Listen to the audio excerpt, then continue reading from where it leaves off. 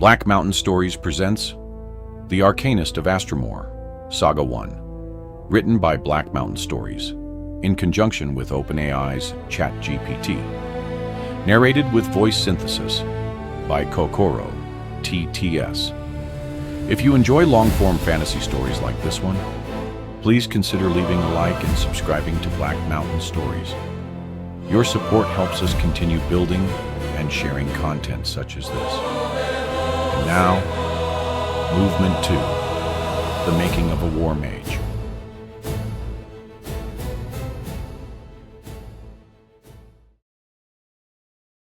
Movement 2, The Making of a War Mage. Chapter 7, Crown Service. The crown post nearest Elrich was not impressive. I had expected something larger, though I could not have said why. Perhaps I had spent too much of my childhood reading histories in which crown authority invariably manifested as banners snapping above great walls, while trumpets sounded from towers. In practice, the king's nearest permanent presence to the barony of Elrich consisted of a squat stone building beside the eastern road, a stable large enough for perhaps 20 horses, a muddy yard and 2 bored armsmen standing beneath an awning to escape the rain. I arrived carrying everything I owned. That was not quite true. I owned more books than I could reasonably carry, and several remained behind because Richard had pointed out with his usual kindness that marching into crown service beneath the weight of a provincial library was an excellent way to begin my military career by collapsing in a ditch. I had therefore brought clothes, Elaine's notebook and tools, a few books I considered indispensable, the small collection of personal things accumulated over 17 years, and the papers Baron Elrich had prepared for me. I had nearly thought father. That irritated me enough that I walked the last quarter mile rather faster than necessary. Late autumn is a handsome season when viewed through good glass with a fire behind you. Upon an Astramorian road, it chiefly consists of mud, wet wool, and the discovery that every hollow in the kingdom has been carefully placed to collect cold water at ankle depth. The rain had stopped before I reached the post, though water still dripped from the eaves. One of the armsmen looked at my pack, then at me. "You have business with the garrison, lad." I took Jonathan's folded papers from inside my coat. "I, armsman, Baron Elrich has sent me to enter crown service. I was told to present these to whoever handles the intake." His expression changed slightly at the name. Not much. That was my first lesson in how differently the crown regarded nobility from a noble household. At Elrich, the baron was the center around which the entire estate turned. His meals, his business, his guests, his hunts, his accounts, and his moods moved other people's days around them. Here, Baron Elrich was a seal upon a piece of paper. The armsman jerked his chin toward the building. "Take those inside." Sergeant Vale is at the second desk, provided he has not found some excuse to escape it. I thanked him and went in. The room beyond smelled of wet leather, lamp oil, old paper, and men who had spent too many hours wearing damp wool. 3 desks stood behind a low wooden rail. A clerk was arguing quietly with an elderly carter over the number of sacks listed on a transport writ. At another desk, a young man with a bandaged hand was being informed that getting drunk before presenting himself for service had not improved the examining surgeon's opinion of him. The second desk belonged to a broad, gray-haired sergeant whose nose appeared to have been broken more than once. I presented the papers. He read Jonathan's letter first, then looked at me. "Aranvar Cooper, yes, sergeant. 17 years. I shall be 18 early this winter." His eyes returned to the page. "You can read." "I can, sergeant, and I can write well enough for ordinary accounts and correspondence." That earned a longer glance. "Baron Elrich says you have received magical instruction under Adept Elaine Smith for approximately 3 years. And you were not formally apprenticed?" "No, sergeant. Adept Smith instructed me privately while I remained in the Baron's household." He made a mark on the paper. There was something oddly painless about the questioning. He did not ask why I had left House Elrich. He did not ask why a baron had taken enough interest in a servant boy to arrange crown service. He did not ask whose son I was. The crown wanted facts it could use: name, age, health, literacy, magical training, fitness for service. House Elrich had known almost everything about me and had never quite known what to do with me. The crown knew almost nothing and had already begun making a place for my name in its ledgers. "Magical intake changes matters," the sergeant said. "We are not taking ordinary volunteers at present, but the Crown does not send trained Magi home because the recruiting calendar is inconvenient. You will be examined here. If the examiner passes you, you will travel with the next Crown convoy to Erancour." "I understand, Sergeant.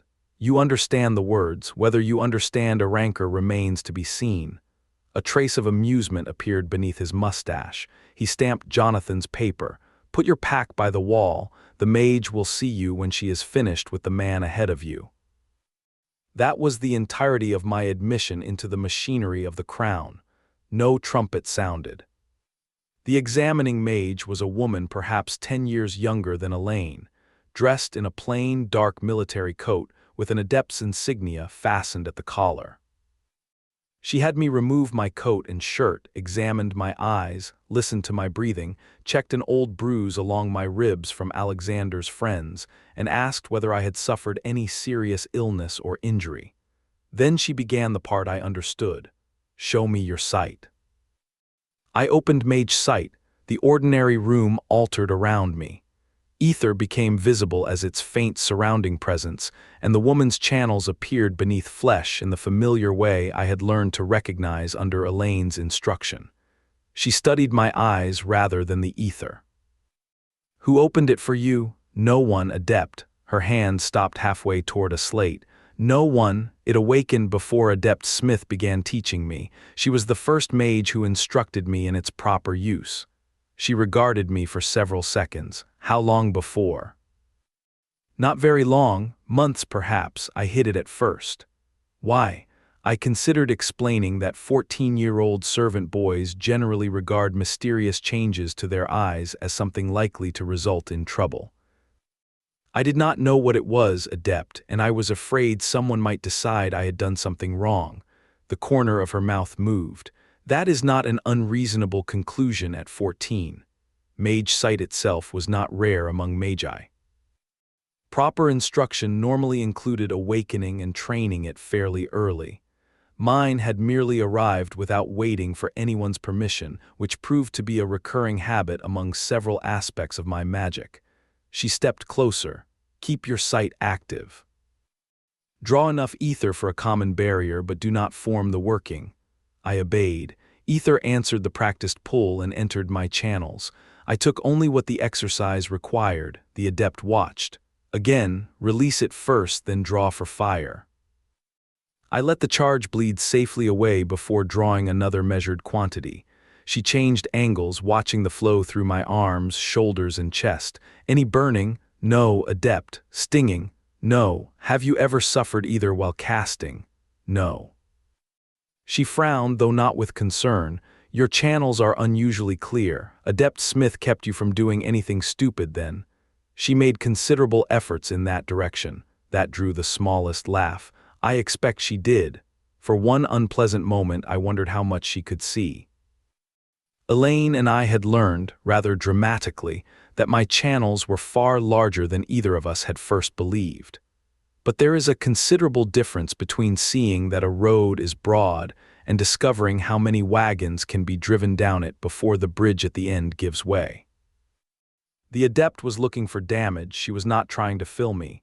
"Form the simplest working you know," she said, "something you can terminate safely." I raised one hand. Ether flowed. A modest fire array unfolded before my palm, its familiar geometry forming cleanly until a flame no larger than a candle burned above the completed working. "Hold it." I did. "Now end it without releasing the effect." I collapsed the array through the safe termination Elaine had beaten into me through repetition. The little flame vanished. The adept nodded. Again, but with a barrier. We went through several more exercises. Nothing was difficult, that was the point. The Crown was not interested in discovering whether I could burn down the examination room. It wanted to know whether I could be trusted not to do so accidentally. At last, she returned to her slate. Your channels are sound, your control is good, and you have been taught proper termination. Your sight is unusually clear for your age, though that may follow from having awakened early. I see no reason you cannot enter military mage training. Relief came more strongly than I expected. Thank you, Adept, she looked up. Do not thank me yet. I have merely certified that the ancients may attempt to kill you through exercise rather than magical negligence. I stared at her. She stared back. Then she added, That was a joke, Cooper. I hoped so, Adept. Enjoy that hope while you still possess it. I began to understand that military humor had its own character. The convoy left 2 mornings later. I did not receive a horse. I mentioned that because 17-year-old me had privately supposed that being a mage might produce some small improvement in the arrangements. It did not. The Crown possessed horses, certainly. It simply preferred putting supplies upon them to sparing my feet. There were 19 of us traveling east under a corporal and 4 armsmen, recruits, 2 soldiers returning from leave, 3 teamsters, a wagon of military stores and another carrying tools and winter provisions. I was the only mage. By the 2nd day, rain had returned. The road crossed country I had known by name but never by sight. Harvested fields lay stripped beneath low gray skies. Sheaves waited beneath covers near barns. Smoke rose from farmsteads where meat was being cured and wood stacked against the winter. Cattle were driven along muddy lanes toward sheltered pasture or market, and every village seemed to contain twice as many carts as its road had been designed to bear. Roads in Astramor were crown roads only in the broadest sense. The Crown possessed the authority to demand them. Somebody else generally possessed the obligation to maintain them. Land carried duties with it. A lord might owe soldiers from one holding, grain from another, bridge work from a third, and money from all 3. The arrangements were old, layered, and occasionally sensible. A road belonged to the kingdom whenever someone praised its usefulness, and to a very particular baron, village, or charter holder whenever a bridge collapsed. The corporal commanding us demonstrated this distinction on the 3rd afternoon. Our lead wagon sank nearly to the axle in a stretch of churned mud beyond a small stone bridge. He stood looking at it for a moment while cold rain ran from the edge of his hood. Whose holding are we upon? One of the teamsters spat into the ditch. Viscount Harrow's land, corporal, though the eastern villages owe the road labor by charter. The corporal looked at the wagon. Then the Viscount and his villages may argue over the honor after winter. For now, get the bloody wheel free. Nobody required a second explanation. We shoved, cursed, laid branches under the wheel, and eventually persuaded the Crown's provisions to continue east. It was somewhere along that same road that I first heard Lancaster mentioned in anything other than geographical conversation. One of the returning soldiers had spent part of the previous year farther east. We were eating beneath the overhang of a posting inn while rain rattled against the yard. A teamster asked him whether the stories about increased orc movement were true. The soldier tore a piece from his bread. There are always stories from the forest. Half of them are hunters frightening themselves, and the other half are merchants trying to explain why they arrived late. The corporal glanced over from his cup. That was not what he asked. The soldier chewed before answering. No, Corporal, there has been more movement than usual. Patrols have found larger trails, and some of the eastern holdings have asked for more men upon their roads.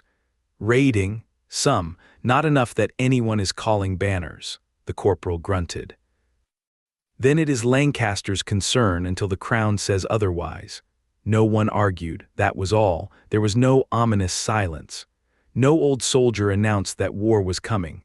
The teamster complained about the price of oats, somebody else asked for the mustard, and the conversation moved on. History is inconsiderate that way. It seldom warns you which ordinary conversations will become important later. The first frost that survived past noon appeared as we entered Blackthorn Vale. The country had been tightening around us for most of the morning. Low wooded slopes rose on either side of the road, the fields narrowing as the ground climbed. Bare blackthorn tangled along old boundaries and stone walls. Water shone in the ditches beneath skin-thin ice where the sun had not reached. Then we rounded a shoulder of the vale and saw Erancour. I stopped walking. The recruit behind me nearly collided with my pack. "Move, Cooper," I moved. Castle Erancour sat above the road as though the hill had grown stone teeth. I had seen castles before. Elrich was a noble manor with defensive bones, and several neighboring lords maintained proper fortified houses. Erancour was something else entirely. Its walls had not been designed to demonstrate wealth. They had been designed to make men die in front of them. The main curtain followed the high ground rather than any pleasing symmetry. Towers commanded the road and the slopes below it. The gatehouse stood behind an approach that offered attackers nowhere I would willingly have stood. Newer roofs and military buildings had accumulated within and around the older stone, but they looked like additions to a weapon rather than the purpose for which the place had been built. Erancour was a training establishment because the crown had eventually needed somewhere to train soldiers. It was a fortress because, once, the crown had desperately needed the hill to remain in its hands. Its last famous use for that original purpose had been the Blackthorn Vale incident. The name has always struck me as evidence that Astramorian historians possess a rather cruel sense of proportion. A disputed regency, a child prince, 6 days of siege, the destruction of a ducal house, and one of the greatest recorded magical storms in the kingdom apparently amounted to an incident. The third king of Astramor had fallen gravely ill while his heir was still a child. Duke Grant Merryweather and Duke Roderick Valecourt possessed the strongest claims to govern as regent during the king's incapacity. Merryweather, after consulting his son Asteria, submitted the question to the royal tribunal. Valecourt eventually decided that law was taking too long. The young prince had already been removed from the capital to Erancour for protection. Possession of him would have given Valecourt something almost as valuable as a favorable judgment, the ability to claim that he governed in the heir's name. He marched into Blackthorn Vale and demanded that the fortress surrender the boy into his protection. Erancour refused. Lord Asteria, already the first lord of the Royal Collegium, reinforced the castle's existing defenses through thaumaturgy, binding walls, gates, and vulnerable sections of masonry into structures capable of enduring punishment. They had never been built to survive. On the worst day of the fighting, he invoked a weatherworking known to thaumaturges as the 15-rune stormline. Accounts of the resulting storm were recorded across an enormous breadth of Astramor. Here in the Vale, the wind became loud enough to hurt the ears and rain fell hard enough to blind men, drown fires, ruin roads, tear at camps, and reduce an army's carefully arranged siege to mud, confusion, and misery. The working remained the 15-rune stormline. History gave that particular use of it another name, Stormbringer's Wrath. Asteria himself acquired one as well. Whatever name he had borne before mattered rather less afterward. The first lord of the Collegium became Asteria Stormbringer. Erancour held until the 6th day, when the king recovered sufficiently to speak and personally denounce Valecourt. That did not make the rebel army disappear. It did something considerably more useful. It made continued support for Valecourt unmistakably treasonous. His coalition fractured. A Beaumont ancestor commanding the loyal field effort outside the fortress exploited the collapse. Valecourt was eventually captured and hanged, his house attainted and extinguished, and the forfeited ducal dignity later reconstituted under House Beaumont. Centuries later, the walls still stood. I knew the history before I saw Erancour. Seeing it made the history feel less like ink. As we passed beneath the gatehouse, I opened Mage sight for only a moment. There were traces in the stone. Not one intact ancient enchantment blazing untouched through the centuries, that would have been absurd, but old patterns, repairs upon repairs, fragments of magical architecture nested inside later work. Some were too faint or altered for me to understand from a glance. I nearly stopped again, the corporal noticed. "If you admire the walls much longer, Cooper, I shall assign you to carry one." I was looking at the old workings, Corporal, marvel at them while walking. Yes, Corporal, that I thought was probably the military approach to scholarship. The inner yards destroyed whatever romance the old fortress had retained from a distance. Men shouted. Horses kicked at stable doors.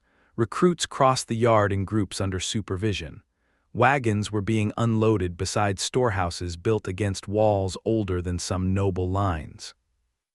Somewhere nearby, someone was being corrected at astonishing volume for having placed a bundle of equipment in the wrong place. We were counted twice before anyone allowed us farther inside. Eventually, perhaps 40 new recruits stood in an old stone yard beneath a crown banner while 4 men watched us from the front. Ancient Calloway was the oldest. I later learned that Erancour, Taylor, and Evander stood with him that evening, though at the time their names meant nothing to me. The title ancient did, or rather, it confused me. An ancient was not a noble dignity. It was not a magical qualification, nor did a soldier become one by surviving as an armsman until everyone felt embarrassed to call him young. Ancients were veteran crown soldiers assigned to the training cadre and granted authority over recruits outside the ordinary field ladder. As for why they were called ancients, I heard at least 4 explanations during my time at Erancour. All were delivered with complete confidence. None agreed. I have therefore preserved my ignorance rather than improve history by invention. Calloway stepped forward. He was lean rather than large, with white threaded through close-cut hair and the posture of a man who had spent most of his life expecting other people to stand correctly. His gaze moved across us. Some of you came here by choice. Some were sent by fathers, magistrates, patrons, or circumstances that left you little choice at all. The Crown is not greatly concerned with the distinction. Nobody moved. Until you complete training, you are recruits. Whatever standing you possessed outside these walls does not excuse you from the duties laid upon the others. A nobleman's son may bleed beside a Cooper's son, and a mage may carry his own pack. Should any of you find that arrangement offensive, I suggest you discover the offense quietly. A few faces changed. Mine probably did too, Calloway continued. The ancients are responsible for turning you into soldiers who can be trusted beside other soldiers. You will obey us. You will learn your duties. You will learn why those duties exist. If you make a mistake here, we shall correct it. If you make the same mistake in war, the man beside you may receive the correction from Morven instead. There was no shouting in it. He did not need any. Before we divide you by training requirement, you will swear the crown oath. No one here will force the words from your mouth. If you will not swear them, say so now, and your disposition will be decided according to the terms under which you came to us. That mattered to me, more than I expected. I had been born into service. Nobody had asked whether I wished to belong to House Elrich. My mother had served there. We had lived upon Jonathan's estate. We ate because his household paid and provisioned us. Richard gave me duties because he was head butler and I was a servant beneath him. Jonathan was my lord because that was what the world had been when I opened my eyes. I had resented parts of it. I had loved parts of it. I had never chosen it. Jonathan had arranged my path into the army, certainly. Genevieve and Alexander had made remaining at Elrich impossible. Circumstance had pushed me all the way to Erancour's gate. But circumstance could not speak for me now. Calloway raised his right hand. We followed. His voice carried clearly through the yard. Repeat after me. Before Averon and these witnesses, I give my service to the crown of Astramor. We repeated it. My own voice sounded strange among so many others. I shall keep faith with the king and crown, obey those properly appointed over me, stand beside those with whom I serve, and perform the duties lawfully laid upon me. Again we spoke. I shall not abandon my charge through fear, favor, or private quarrel, and while my service is owed, I shall keep this oath in good faith. The words left my mouth. Nothing magical happened. No divine light descended. No rune burned itself into my skin. I was simply standing in a cold stone yard with 40 other recruits while my breath clouded in front of me. Yet something had changed. House Elrich had sent me away.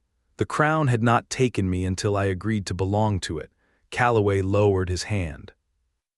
Your oath is witnessed. Keep it, and the crown will keep faith with your service. Break it, and you will answer for that breach. We shall now determine which of you are fortunate enough to remain together and which are unfortunate enough to receive specialized instruction. There was a faint movement through the recruits. Calloway looked toward another ancient. Taylor, take the line intake. Erancour, take the archers. Evander, you have the tradesmen and specialists. Then his eyes settled on the handful of us who had been marked during processing. The Magi will remain. I had become one of the Magi remarkably quickly. The others filed away. Calloway waited until the yard had thinned before looking us over. You will train as soldiers before anyone permits you to imagine yourselves too valuable for ordinary discipline. Your magical instruction will be added to that burden, not substituted for it. Should this disappoint you, I recommend recovering before dawn. One of the boys beside me shifted his weight. Calloway noticed. Something troubles you, recruit, the boy swallowed. No, Ancient, I understand you. Excellent. Understanding saves considerable time. He turned toward a waiting corporal. Take them to the North Mage quarters. They are to stow their belongings, learn the washroom and privy arrangements, and be in their bunks when the evening bell sounds. I want them outside before first light. The corporal nodded. Come with me. Anyone who gets lost between here and the North Barracks may explain to Ancient Calloway why the crown entrusted magical power to a man defeated by a corridor. Nobody got lost. The mage quarters were warmer than I expected and less impressive than I had secretly hoped. There were 2 rows of narrow bunks, wooden chests beneath them, pegs for clothing and equipment, a long table near the center of the room, and little else. I was assigned a bunk against the wall. I put my pack down. For a while I simply stood looking at it. Everything I possessed that had come with me from House Elrich fit beneath a military bed. Elaine was not in the next room. Richard would not knock on the door to tell me I had forgotten some duty. Jonathan could not summon me. Alexander could not invent one. There was no cottage to return to and no household place waiting if I decided I disliked the arrangement. I ought to have felt abandoned. Perhaps some part of me did. What I chiefly remember was relief. The crown's expectations were enormous, but they were at least spoken aloud. Serve, obey, learn, keep the oath I had chosen to swear. That evening I lay beneath a military blanket, listening to unfamiliar men settle into unfamiliar bunks, while cold wind scraped over stones that had once endured Stormbringer's wrath. I had begun the week as a servant of House Elrich. I ended it entered in a crown ledger, my possessions beneath a bunk, my oath given before Averon, and orders to present myself before dawn. Training began in the morning. I had no idea what the ancients intended to do to us. I learned quickly. Chapter 8: The Making of a War Mage. The ancients began before dawn. I had been warned of this. Ancient Calloway had told us plainly that training began before first light, and the corporal who put us to bed had repeated it. Even so, there is a difference between understanding that one must rise early and being introduced to Ancient Taylor while still half asleep, and discovering that he had apparently been waiting all night for the opportunity to explain every failure in one's upbringing. By breakfast I had learned that my mother had failed to teach me how to stand, walk, run, dress, carry a pack, lace a boot, fold a blanket, clean a buckle, or drink water in a militarily satisfactory fashion. The fact that Juliana was dead spared her from hearing the indictment. The ancients applied the same judgment to everyone else's mother, so I did not take it personally. Their preferred remedies involved running. If running failed, they made us run while carrying something. If that failed, they found something heavier. There were practice blades, formation drills, kit inspections, marches, shouted corrections, meals consumed faster than I had previously believed digestion allowed, and an astonishing number of lectures concerning all the ways an apparently harmless mistake might kill the man beside you. That last point was usually expressed through Morving. Astramorians place a small token of Morving with the dead until proper funerary rites can be performed. Soldiers, being soldiers, had naturally converted a sacred object of remembrance into a unit of professional stupidity. Ancient Evander introduced me to the military usage after one recruit failed to secure a waterskin to his pack. Leave your kit hanging loose in the field and somebody will trip over it in the dark. If that happens while men are trying to kill you, recruit, the fellow behind you may earn a token of Morving because you could not tie a proper knot. The recruit fixed the knot. By the end of the first week, we had learned that nearly every conceivable error could be measured in prospective tokens of Morving. A loose shield strap earned 1. Breaking formation to chase a simulated enemy earned several. Failing to check the man behind you before moving a practice spear apparently entitled Morving to collect an entire section. Ancient Taylor once watched a boy descend a wet stair while carrying an unsheathed blade and said, with perfect calm, "If you are determined to meet Morving before supper, I would prefer you not bleed upon the steps. Someone will have to scrub them." We became considerably more careful. The first 4 weeks were mostly concerned with convincing us that whatever useful habits we had possessed before Erancour were insufficiently military. This was more difficult for me than I expected. I had spent most of my life as a servant, and servants are trained to notice what requires doing before someone important has to ask. If a fire burned low, I fed it. If Richard was about to request a ledger, I learned to have it ready. If Lady Elrich's guests arrived wet, someone found towels without waiting for an instruction from the Baron. Initiative was useful because a good servant made the household run without requiring constant command. Soldiers also valued initiative. They merely insisted that I first learn when not to use it.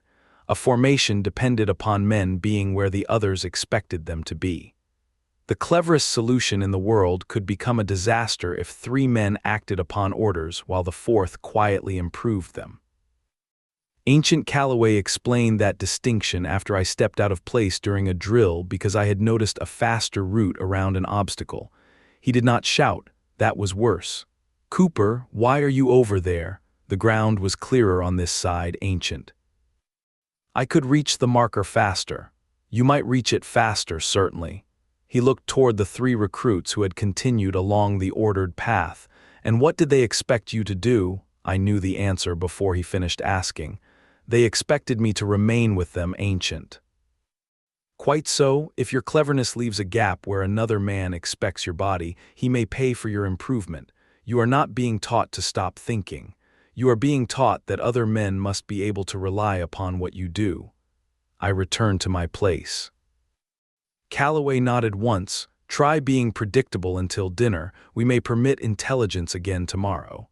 That lesson stayed with me. The army did not want stupidity. It wanted reliability first. At roughly the end of our 4th week, the Mage recruits were separated from the line for most of our training. We continued to join them twice each week for Mage blade instruction and something the training cadre called group cohesion. I hated the phrase group cohesion almost immediately. It usually meant someone had devised a new way for 20 exhausted people to fail together. The separation also brought our first meaningful choice. The crown needed air magi and frost magi.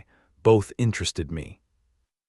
Air was wonderfully versatile: movement, pressure, deflection, visibility, missiles, support. Frost interested me for more obvious magical reasons and one embarrassingly practical one. Military life, I had discovered, involved an unreasonable quantity of sweating. I dislike being hot. I disliked being hot at 17, disliked it at 18, and have seen no reason to revise the opinion since. Frost promised useful battlefield magic, control of terrain, barriers, preservation, cooling, and if applied with sufficient lack of dignity, a cold drink. I chose Frost. There have been more consequential choices in my life. Very few were made for less exalted reasons. My principal instructor thereafter was Elias Baker. Baker was not an ancient. He was a military mage who had spent enough time in the field to regard elegant magic with suspicion whenever elegance interfered with killing the correct person. Elaine had taught me how magic worked, how to construct it safely, how to inspect it, and how to ask what a working actually did. Baker taught me how to use all of that while men were trying to stab me. The distinction became clear during one of our first field exercises. A line of soldiers was ordered to hold a marked position while several other recruits advanced against them with padded weapons. My task was simple: use Frost to stop the attackers before they reached our line. I drew ether, formed the working, and raised an ice wall across the approach. It was a very good wall. Thick, smooth, properly anchored, and high enough that none of the advancing recruits could simply climb it without assistance. I was rather pleased. Baker stood beside me and looked at the wall. Excellent construction. I allowed myself a small nod. How do our men attack through it? I looked at the soldiers on our side. They looked at me. The men pretending to be our enemies looked rather happier. I stopped the advance as ordered. You stopped every man on the field. I opened my mouth. Baker lifted one finger. Do not explain why the wall satisfies the instruction. I know why it does. Tell me whether your side is now in a better position to win. It was not. No, it left our own line trapped as well. Then you solved the wrong problem. He had the wall cleared and reset the exercise. The second time I froze the ground beneath the advancing recruits instead. Not deeply, not spectacularly. I put a hard slick across the worst section of their approach and left narrow lanes where our own men already knew to keep their footing. The first attacker slipped. The man behind him checked his stride. Their spacing collapsed. Our line stepped forward while they were still trying to recover. Baker stopped the exercise. Better, that one helps your own line. That was all the praise I received. It was also the lesson I remembered. A war mage was not a mage who happened to be near a battle. A war mage used magic to make his own side more likely to win. The difference sounds obvious when written plainly. Most important lessons do after someone else has suffered the inconvenience of teaching them to you. The magi were expected to use mage sight as casually as a carpenter used his eyes. That was another difference between Erancour and my childhood. I had once hidden the sight because I feared what people would make of it.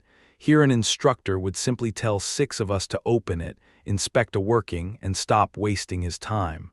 What drew more notice was my endurance. The training loads were sensible, which meant nobody asked me to fill my channels simply to discover where the limit lay. Baker cared whether I could perform the required working after a march, repeat it when tired, and still terminate it cleanly. I could.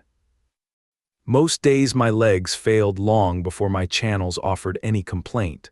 I learned not to advertise that. Elaine had taught me enough caution to understand that being useful was good and being interesting could become complicated. Erancour helped me refine the distinction. Winter arrived properly not long afterward. The frost that had lingered in Blackthorn Vale when I first arrived became snow, then packed snow, then ice ground into the yards by thousands of boots. The old stone of Erancour held cold with vindictive efficiency. Fires helped, provided one was standing close enough to burn one side while the other remained frozen. I turned 18 that winter. There was no feast. One of the men in my quarters discovered the date from an intake record and informed me that I was now old enough to suffer responsibly. Someone produced half a sweet cake obtained through means nobody volunteered to explain, and I received the larger piece because it was apparently my birthday. Ancient Taylor learned of this kindness and celebrated by adding another mile to our morning run. I have had better birthdays, I have also had worse. The months blurred after that, which is largely why I refuse to inflict them upon the reader individually. We marched, we drilled, we cast after marching, we cast while running. We cast when tired, wet, hungry, cold, hot, angry, distracted, or being struck with padded weapons by men who seemed to derive spiritual fulfillment from the task. We learned barriers, low walls, ice slicks, frozen footing, temporary cover, water control where water was available, and how to place frost without making our own soldiers curse us. We learned to cast with friendly men crossing the line of effect.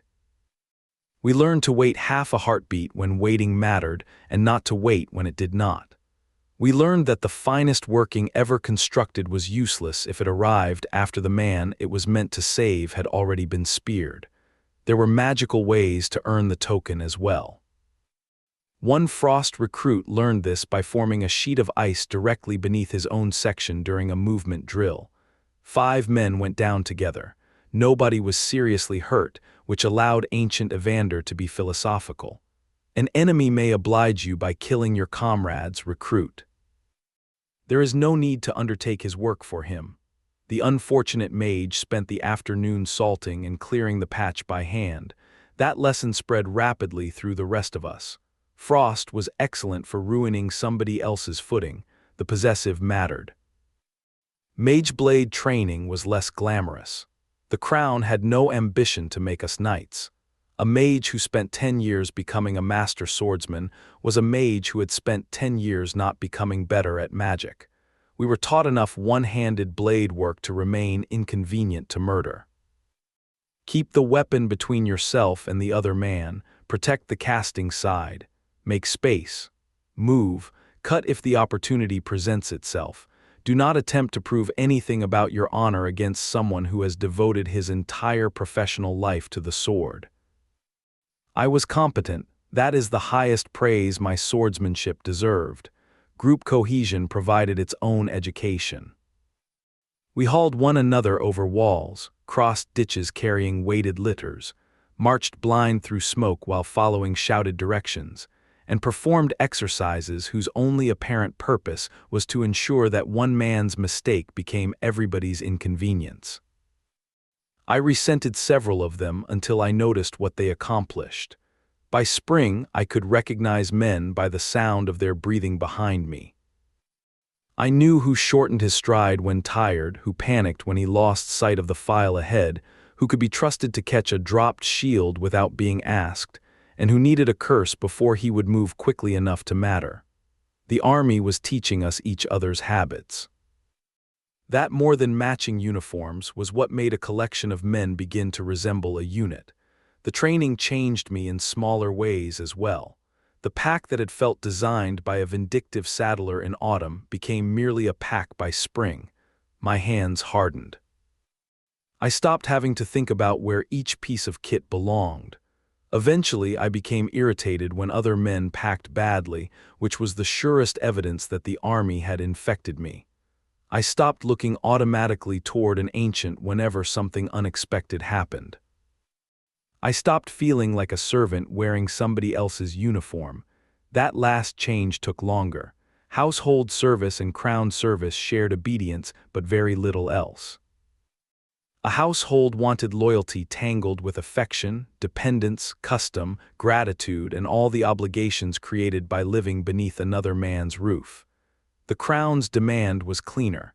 It wanted my service. It had told me so before Averon, and I had agreed. The crown did not need me to love it.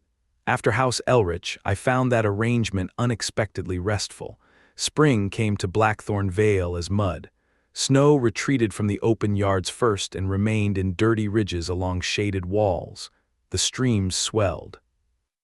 Boots that had frozen stiff in winter acquired a different talent and began sinking into the earth. By then the eastern rumors had also changed. When I arrived at Erancour, increased orc activity had been something soldiers mentioned over bread. By winter, instructors occasionally used recent patrol reports in lessons. By spring, the reports had names of villages attached to them. Scouts had been seen farther west than usual. Caravans arrived late. Tracks appeared where experienced foresters did not expect them. Officers received sealed messages and stopped leaving them unattended upon desks. No one at Erancour believed the kingdom was on the edge of catastrophe. Orcs had always existed beyond the frontier. Raids happened. Patrols vanished. Hunters found signs and returned with stories improved by repetition. What changed was the way experienced men listened. The jokes became shorter. Then summer came. The training yards dried, dust replaced mud. The sun lingered offensively late over the vale, and I became thoroughly convinced that choosing frost had been an act of uncommon wisdom. My final assessment came near the end of that summer. It was not ceremonial. No grandstand had been built. No nobles watched. Nobody announced that our destinies would now be tested. Baker put us into a field exercise with line soldiers and spent the better part of an afternoon changing the problem whenever we became comfortable. Advance, hold, shift left, protect the rear, deny a slope. Open the slope again because friendly soldiers now needed it, cast after a sprint. Stop casting because the line had moved. Draw the mage blade because the simulated enemy had broken through. Move again. At one point I saw what I thought was a better position several yards to our right. Months earlier I would have taken it. The ground was superior, the angle was cleaner, I could have covered the approach more effectively from there. Then the order changed. Second file, wheel left, I turned with the formation. No hesitation, no private correction. The man beside me moved knowing I would be there, and I was. A padded blade came through the shifting line. I caught it on the mage blade, shoved the attacker away rather than pursuing him, and put a strip of ice across the ground ahead of the next pair. Our line advanced. The exercise ended sometime later with everyone filthy, bruised, and thirsty. Baker walked toward me while I was wiping mud from the mage blade. I waited. He looked over the field, then at me. "You will do." That was my graduation speech. I valued it more than I would have valued a longer one. By the time I left Erancour, Blackthorn Vale no longer resembled the place I had entered. The hedges were green, the slopes thick with summer growth, and the stones that had looked black beneath autumn rain shone pale beneath the sun. I no longer resembled the boy who had entered it either. I left at 18 as a crown armsman and a field-qualified frost mage, carrying real orders to real service. I was stronger, more disciplined, and considerably harder to kill than I had been 9 months earlier. I was not an officer, I was not a veteran. Erancour had taught me how to be a soldier. War, as I would shortly discover, was a different education entirely. Chapter 9, First Independence. Velleron announced itself long before I saw the walls. The road grew crowded first. At Elrich, meeting 3 wagons in half a mile was enough to make somebody complain about traffic. By the time our small party reached the outskirts of the capital, we had joined a crawling procession of carts, riders, drovers, merchants, pilgrims, tradesmen, livestock, and people, who seemed to have chosen the middle of the King's Road as an excellent place to discuss matters that might have been settled equally well somewhere else. There were cattle in front of us, sheep behind us, and a wagon laden with barrels close enough to my left shoulder that I could have rested an elbow upon it. The smell came next. Wood smoke, horse dung, hot bread, tanning pits, cooking fat, wet stone, people, livestock, and a dozen trades I could not identify all competed for supremacy. Then Velleron itself rose beyond them. I had seen towns. I had seen fortified estates, market squares, and the settlements clustered around the holdings of greater lords. None had prepared me for a city in which the buildings seemed simply to continue until distance made them indistinct. Velleron bore its name from House Elrich, the royal dynasty, though enough centuries had worn at the word to make city and family merely cousins rather than twins. Astramorians occasionally complained about kings putting their names upon things.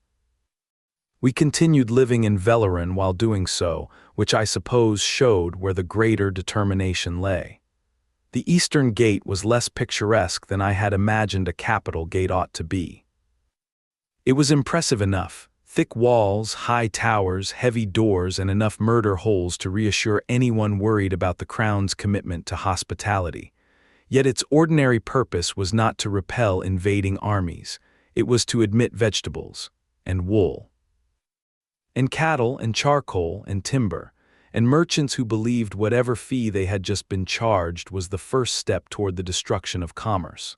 My orders placed me at a crown barracks immediately inside the gate. After Erancour, I was prepared for almost anything. What I found was Corporal Gregory Halloway sitting beneath an awning with his boots stretched toward the sun while he inspected a duty ledger.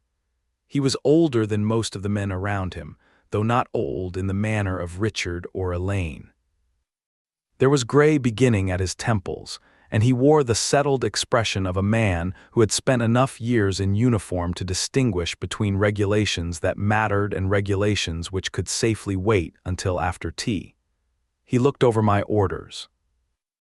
Armsman Cooper, Frost Mage. Yes, Corporal. Erancour, I finished there 6 days ago. Then you are probably still standing too straight. I was not certain whether that required an answer. Halloway handed the orders back. You may relax before something seizes permanently. This is Velleron, not a frontier fort.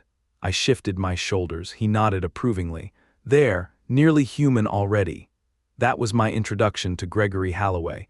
He showed me the barracks, the stores, the mess, the gate station, and the stretch of wall for which our section was responsible. There was no grand lecture. There was a bed, a place for my kit, a watch schedule, and a brief explanation of which sergeants disliked being bothered about matters that a competent armsman ought to solve himself. Our work is simple, Halloway told me as we crossed the gate yard. When you are on watch, you watch. When a cart is marked for inspection, you inspect it. If someone begins a fight, stop it before it becomes a larger fight. If you see something you do not understand, ask before you decide it is harmless. I understand, Corporal. Good, you may find the pace unsettling after Erancour. Unsettling, nothing happens here. He said this while 3 teamsters were shouting at one another over precedents beneath the gate. A pig had escaped from a wagon, and an elderly woman was berating an armsman because she believed the crown had personally arranged the queue to spoil her pears. I looked at him. Halloway followed my gaze. Nothing important happens here. That proved mostly true. My first gate watches consisted of precisely the sort of duties he had described. We checked seals upon merchant carts where required. We inspected loads selected by the gate clerks or revenue men. We redirected livestock that blocked traffic. We walked short patrols along the roads immediately outside the walls and through the streets near the barracks. As a military mage, I was useful if anything magical appeared, but most days nothing did. I discovered very quickly that peacetime soldiering contained enormous quantities of standing. Erancour had conditioned me to expect that whenever I remained in one place for more than several minutes, someone would appear and invent a hill for me to run up. At Velleron, sometimes the crown genuinely wanted me to stand beside a gate for 4 hours. It took adjustment. The traffic was entertaining at first. One could learn a surprising amount about a kingdom by watching what entered its capital. Grain came in by the wagon load. So did salted meat, live animals, timber, charcoal, wool, hides, barrels of ale and wine, vegetables, fruit, pottery, tools, and people carrying wares too small to justify a wagon. Forest lord traffic often arrived from the east. Timber, game, hides, and carts with mud hardened thick around the wheels. Merchants from farther west brought goods whose origins I could only guess. Nobles passed with escorts. Priests passed in small groups. Farmers entered looking uncomfortable beneath walls taller than anything in their villages. There were days when the gate seemed less like an entrance into Velleron than a throat through which half Astramor intended to force itself before sundown. It was during my second week that Freedman Royce came through it. I saw the cow first. That was appropriate. The animal stood in the middle of the inspection lane with all 4 feet planted, its neck stretched forward against a rope and the expression of a creature that had decided Velleron could come to it. Royce pulled. The cow did not. Mrs. Royce pushed from behind. The cow considered this additional argument and remained where she was. Holloway watched them for a moment. "Do you know those people?" I had begun to suspect by then that freedman Royce and his wife would never stop plaguing me. Years earlier, Elaine had been summoned to Royce's holding because one of his cows was producing poorly and his wife had a wart. I had since learned that this was less an isolated event than a governing principle of their marriage. "I do, Corporal. They live near Elrich." "Are all their cattle like that?" "I have insufficient evidence to answer safely." Royce heard my voice. He stopped pulling.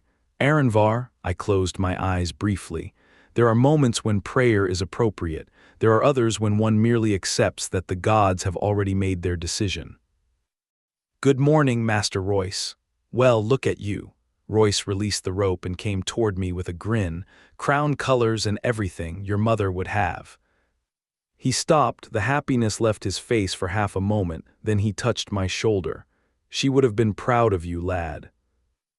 I had not expected that. "Thank you." Mrs. Royce had abandoned the rear of the cow and joined us. "You have grown, so people insist, and thinner. That is generally what happens at Erancour. I told Royce they would not feed soldiers properly. They fed us, Mistress Royce. They simply required that we run most of it back off." Holloway's mouth twitched. Royce glanced toward the cow. "We are taking her to auction." "Are you certain she wishes to go?" "Perfectly good cow." His wife snorted. "She kicked your brother through a fence." He was standing poorly. Behind the cow, there are better and worse places. The cow chose that moment to jerk the rope from Royce's hand and lower her head toward a basket of cabbages on the cart ahead. Holloway stepped aside. "Perfectly good, you said." Royce hurried after her. "She is spirited." Mrs. Royce watched her husband wrestle the rope away from the cabbages. "He has said that about every bad animal we have owned." I was beginning to believe her. "What brings you to Velleron besides the auction?" "My foot, naturally." She lifted the front of one shoe slightly. "I have a bunion." Holloway looked at me. I looked at Holloway. He had no context and therefore lacked the proper appreciation of events. "There is a healer's hall 2 streets west of the cloth market," he said. "They see walk-ins until late afternoon." Mrs. Royce brightened. "See, I told you coming here was sensible." Royce had recovered the cow. "I never said it was not sensible. You said my foot would improve if I stopped complaining about it. I said it might hurt less." That is the same stupidity in different clothing. They eventually passed through the gate. Royce led. The cow resisted. Mrs. Royce criticized both. I watched them disappear into Velleron. Holloway waited until they were out of earshot. "Friends of yours." "That may be too generous a description, Corporal." He laughed. I saw Royce and his wife again in later years, usually at moments when one would reasonably expect the kingdom to have become too dangerous for troublesome cattle and minor complaints. Reason had little influence upon the Royces. Neither, apparently, did war. At the time, however, they were merely another piece of home appearing unexpectedly at my gate. I found that comforting. The Crown paid us regularly. This requires explanation only because I had never before possessed what I would now call an income. I had been given money at House Elrich. Servants received coin. Richard sometimes paid me for additional tasks, and Jonathan had occasionally arranged money for books, clothing, or magical materials without attaching his name too visibly to the generosity. But household money had always existed inside the household. Food was provided. A roof was provided. Clothing was partly provided. My duties were not measured neatly against hours because there was always another duty if the household required one. Crown's service was different. The Crown fed me, housed me, equipped me for duty, and then placed actual wages into my hand. The coins were mine. I counted them twice. Holloway, who had been nearby, noticed. "If they have shorted you, speak to the pay clerk now." He becomes considerably harder of hearing after the ledger is closed. They have not shorted me. Then why are you counting it again? I looked at the coins. I have never been paid like this before. Holloway leaned one shoulder against the wall. You served a household. Since I was a boy, then learn something useful before the city teaches you expensively. Put some aside before you spend the rest. I had intended to. Excellent, you are already ahead of half the barracks. He pointed toward the street. Your watch ended 10 minutes ago. I know, then why are you still standing here? That question confused me more than it ought to have. I thought there might be something else required. Your next watch is tomorrow morning. Yes, Corporal. So unless you have developed a sudden affection for this gate, go somewhere. Am I permitted to leave the district? Holloway stared at me. Cooper, you are an armsman, not a prisoner.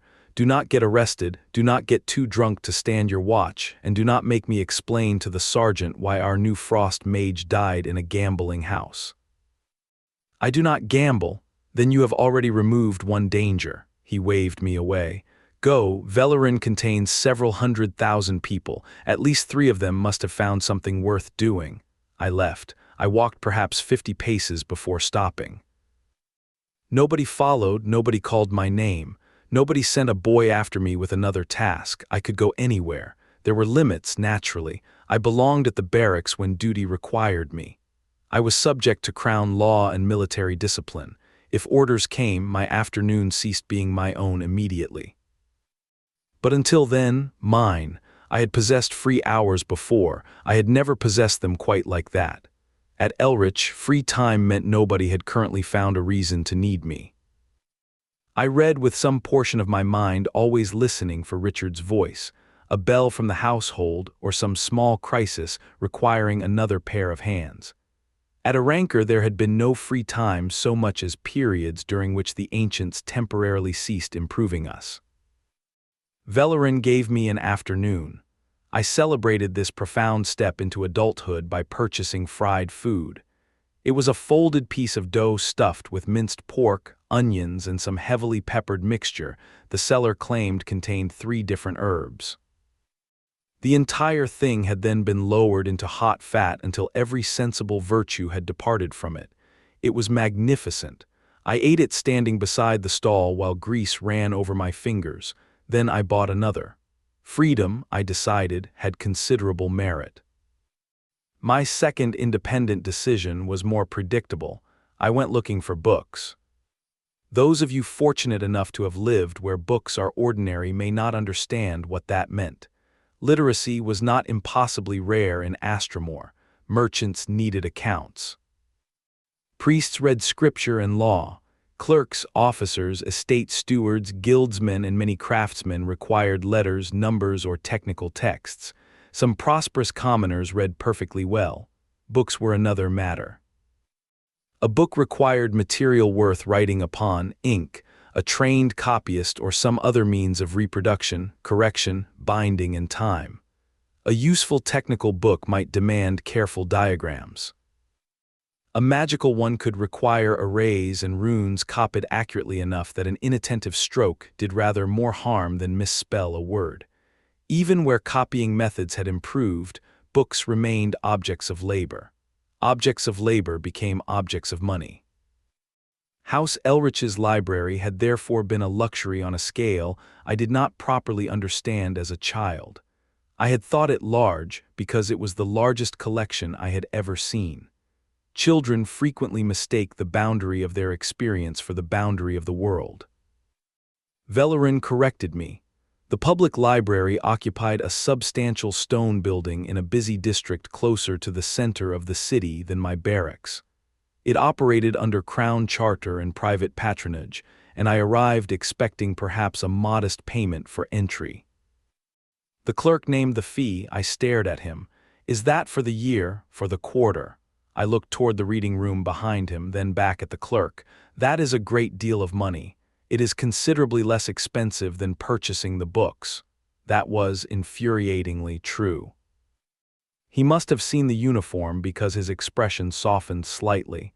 Armsmen receive the military rate if they present service papers. It is still not inexpensive. I produced mine. He adjusted the amount. It remained offensive. I considered the price outrageous for perhaps 6 seconds. Then I paid it. There are principles one should defend in life. Apparently affordable access to books was not among mine. The library made House Elrich's collection look like a cupboard. Shelves climbed higher than I could comfortably reach. Reading tables occupied whole rooms. Catalogs listed works by subject and author. There were histories, legal commentaries, military memoirs, agricultural manuals, engineering works, sermons, travel accounts, poetry, natural philosophy, and more magical texts than I had previously imagined could exist in one building. I forgot lunch. This will surprise no one who has known me for any length of time. I began with frost, then barriers, then channel medicine because one work cited an argument about conduction injuries I had never encountered. That led me to a general magical commentary. That commentary cited an older work.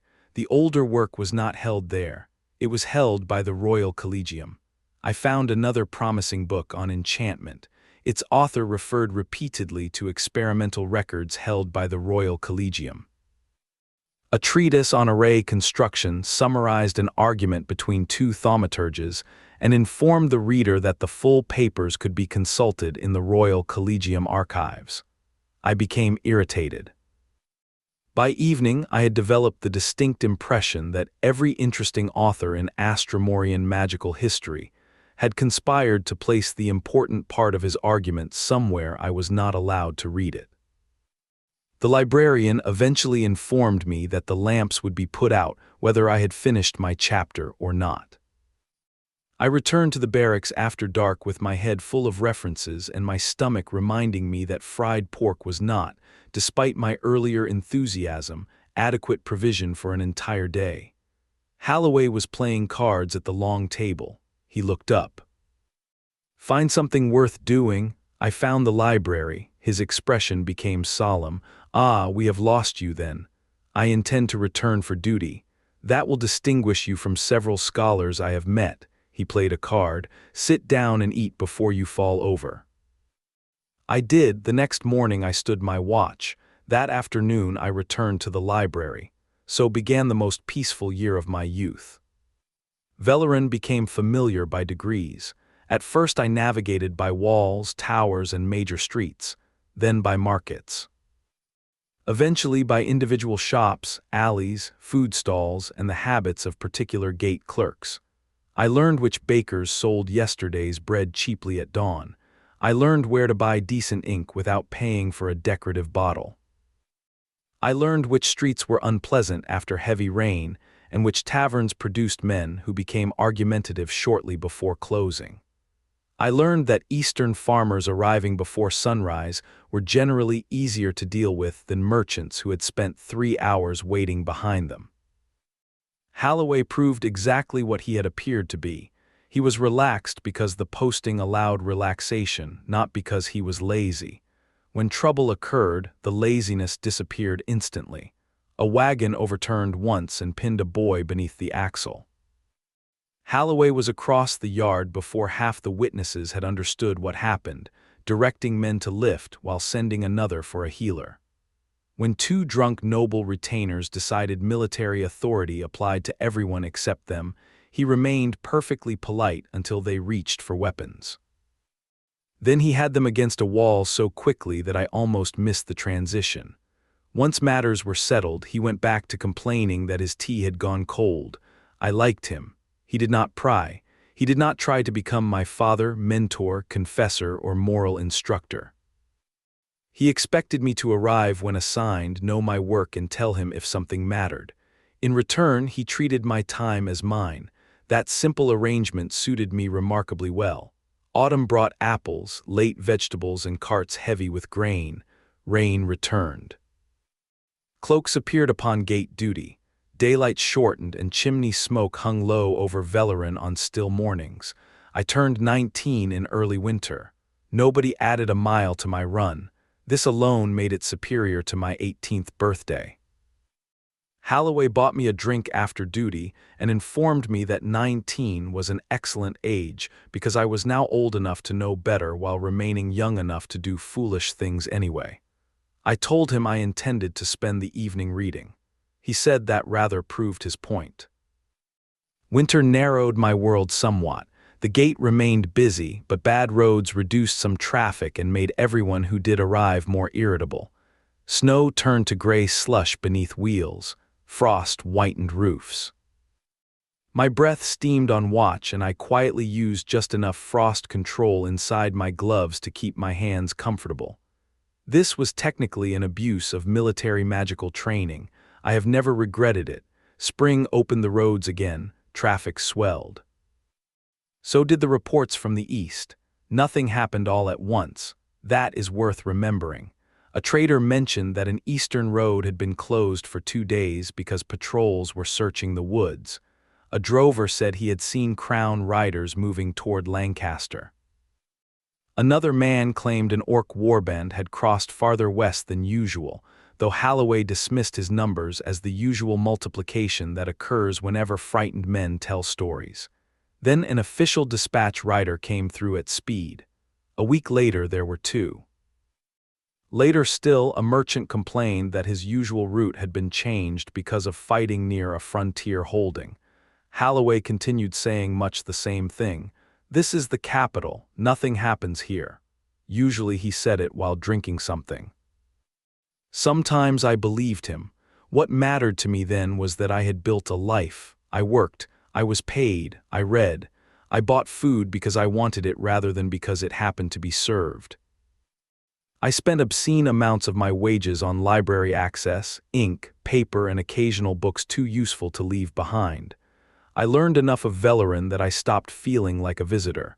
House Elrich receded, not vanished. Some things do not vanish merely because one changes uniforms. But distance altered their scale. For the first time I understood that the manor had been one household in one barony in one kingdom, much larger than anything I had known growing up. My life could be larger too. By the following summer I had read enough of the public library's magical collection to recognize its limits. It possessed excellent introductory material. It possessed histories.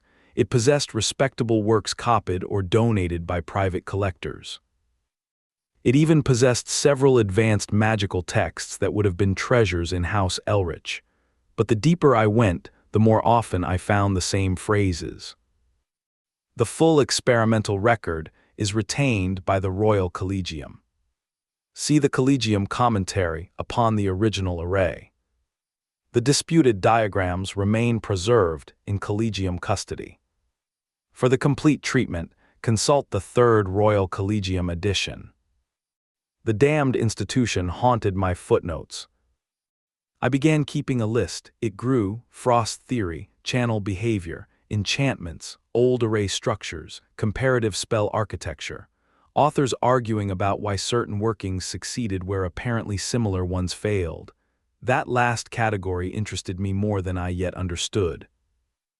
By late summer I had reached the point where the public library was no longer answering my questions. It was giving me better questions and then telling me that the answers were somewhere else, somewhere behind the doors of the Royal Collegium. I was a common-born armsman with military magical training, a respectable uniform, and no noble patron I intended to ask for favors. The Royal Collegium was one of the greatest magical institutions in Astramor. I had no idea whether men like me were even permitted through its doors. There was only one sensible way to find out. Chapter 10: Thaumaturgy. By the time I finally went to the Royal Collegium, I had lived in Velleron long enough that very little in the capital still made me feel provincial. The Collegium managed it. Velleron possessed more great buildings than any sensible city required. Temples raised domes above whole districts. Guild halls occupied enough frontage to house villages. Noble townhouses had gates grander than some country manors, and the crown had accumulated offices, courts, arsenals, and storehouses through 9 centuries of discovering new things a kingdom apparently could not survive without. The Royal Collegium stood apart even from those. Only the king's palace truly dwarfed it. The palace dominated the royal quarter as a statement of sovereignty. The Collegium below it seemed to make a different argument. Its oldest central mass was built of pale stone darkened by age, broad and severe, with later wings, towers, courts and halls added around it until what had begun as an institution had become something close to a district in its own right. Some portions were beautiful. Others were plainly designed by men who considered windows a regrettable weakness in a wall. I stopped at the foot of the approach and looked up. I had spent the better part of a year asking how one entered the place. Standing before it, I began to wonder whether the better question was why anyone would be foolish enough to try without an invitation. The men at the principal doors did little to improve my confidence. They were inquisitors. Every kingdom possesses men for ordinary crimes. Astramor had town watches, sheriffs, magistrates, noble officers, crown soldiers, and enough varieties of clerk to bury almost any offense beneath paper before supper. The Royal Inquisitorium existed for those occasions when the word ordinary had ceased to be useful. Magical murder, rogue magi, forbidden enchantments, necromancy, proscribed shadow workings, void magic, curses that persisted after their maker was dead. Objects which did something sufficiently unpleasant that the first sensible question was not who owned them, but how far everyone else ought to stand. Inquisitors investigated such things because somebody had to. They were also trained to arrest the people responsible, which was the more difficult half of the profession. Sending an ordinary constable to seize a competent fire mage was an excellent way to acquire a dead constable. Inquisitors were trained to recognize hostile workings, survive them, disrupt them where possible, and bring dangerous magi into custody.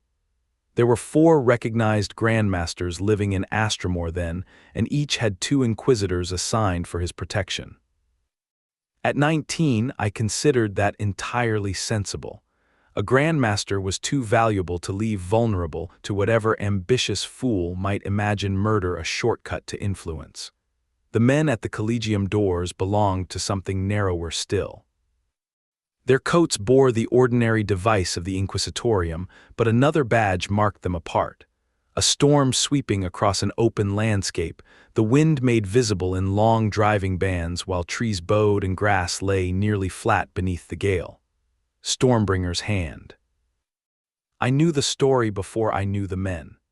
Asteria Stormbringer had been the first lord of the Royal Collegium, the same Asteria whose 15-rune stormline had broken the siege whether over Blackthorn Vale and given him the name by which history remembered him. He had also established the early investigative and enforcement cadre from which the Inquisitorium eventually grew. The first inquisitors closest to him had sworn to guard him personally. When Asteria died, they apparently decided death did not release them from the wording of their oath. He was interred within the Collegium he had spent his life shaping. His personal guard followed him to the tomb and swore that they had guarded him in life and would guard him in death. What began as the devotion of men who had served one lord became a watch, then a tradition, and eventually a permanent branch of the Inquisitorium. By my day, an inquisitor had to earn his place in Stormbringer's hand. The patch was not handed out because someone needed another body beside a door. I knew all of that and nevertheless approached the doors. One of the hand looked at me. I presented my service papers before he had to ask. Crown Armsman Cooper, Military Frost Mage. I was hoping to use the Collegium's professional collection. He examined the papers, then me. Restricted archives require separate authority. The ordinary professional rooms do not. Present these at the registry desk inside. That was all. I confess I had prepared myself for something more difficult. Thank you, Inquisitor. He returned my papers. Mind the blue floor marks in the West Passage. They are there because people repeatedly fail to mind the blue floor marks. I glanced past him. Is there danger beyond them? There is inconvenience beyond them. The dangerous areas have doors. That was my first lesson in the Royal Collegium. It was also a fair description of the institution. Inside, the grandeur continued for perhaps 50 paces before work overwhelmed it. Clerks hurried beneath carved arches carrying document boxes. Apprentices and journeymen crossed the halls with books under their arms. A woman in an adept's sash was arguing with a craftsman over a brass instrument that had apparently developed an opinion of its own. Two assistants rolled a padded cart bearing a locked iron case covered in ward markings. Somewhere behind a closed door, something struck stone hard enough to make 3 people look up and nobody stop walking. The Collegium was magnificent from the street. Inside, it was busy. I liked it immediately. The registry clerk liked my papers somewhat less, but only because he had seen thousands exactly like them. Crown Military Mage, yes, sir. Current posting, Eastern Gate Garrison. Professional access is permitted while your service standing remains good. Public and general reference rooms are open to you. Restricted archives, sealed collections, dangerous materials, and supervised laboratories require the appropriate authority. I understand. He stamped a small access card, recorded my name, and handed it over. Do not lend that to anyone. Should you lose it, report the loss rather than hoping nobody notices. I shall. He was already reaching for the next paper before I stepped away. The architecture had told me I was a very small man approaching something ancient and powerful. The clerk had told me I was a Crown Military Mage and therefore had business there. I found the second judgment more useful. The route to the main professional library took me through the oldest heart of the Collegium. That was where I saw Asteria's tomb. It stood in a high stone hall that was neither temple nor ordinary corridor, though people passed through it on their way between wings. The tomb itself was raised upon several shallow steps and enclosed in polished pale marble, so finely worked that the stone caught the daylight from the upper windows and held it like still water. Asteria lay carved upon the lid in formal robes, not in the theatrical posture later painters preferred when depicting Stormbringer's wrath. His hands rested upon a closed book. 2 members of the hand stood watch. People did not stop speaking when they entered the hall, but voices lowered. 9 centuries is a long time to keep a promise. The hand had managed it. Strictly speaking, their founders had sworn to guard Asteria. Successive generations had expanded their interpretation until it included his tomb, his collegium, its dangerous collections, its senior officers, and a considerable quantity of stone surrounding all of them. Military organizations have always possessed a talent for discovering additional duties inside old orders. I approved. Then I found the library and forgot about nearly everything else. The public library that had astonished me the year before was larger than House Elrich's collection by an absurd degree. The Royal Collegium made that public library look cautious. There were shelves of frost, fire, air, and earth. Healing occupied more room than I could have read through in years. Barriers had their own catalogs. Channel medicine branched into diagnosis, injury, recovery, and arguments over methods I had never heard mentioned at Erancour.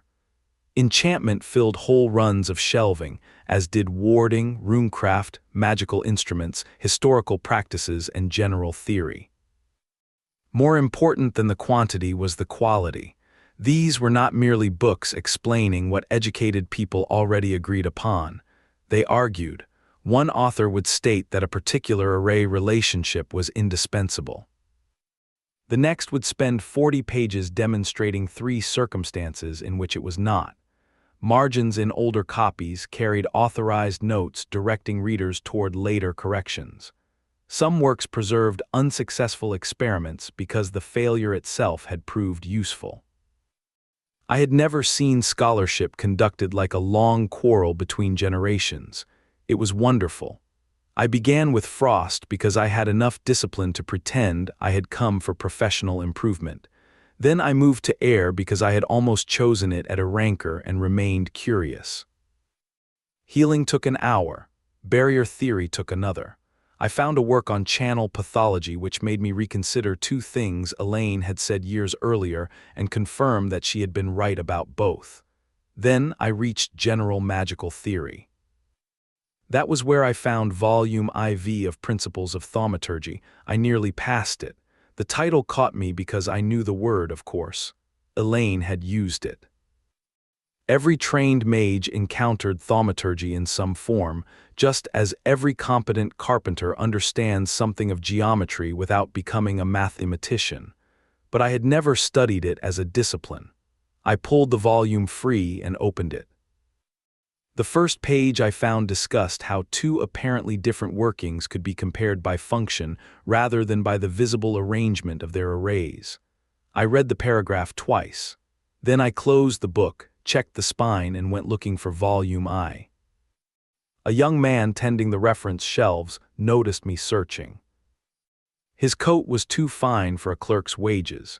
His speech when he addressed me confirmed what the cloth suggested, and the small signet on his hand removed any lingering doubt that he had been born considerably farther above the kitchen stairs than I had. "May I assist you, Armsman? You appear to be hunting something with unusual determination." "Volume 1 of Principles of Thaumaturgy, sir. I found the 4th volume before realizing I ought to begin properly." He looked at the book in my hand. "Thaumaturgy." "Yes, sir, that is an earnest choice for a military mage." There was amusement in the words, but no real malice. "Is it considered a poor one?" "Not poor. Useful, certainly. It is simply rather dry." Most of the serious practitioners are old masters who enjoy spending 6 months discovering why another man's enchantment failed, after which someone of greater consequence asks them to repair it. He smiled as though he had offered friendly advice. "If you intend to broaden yourself, there are livelier subjects."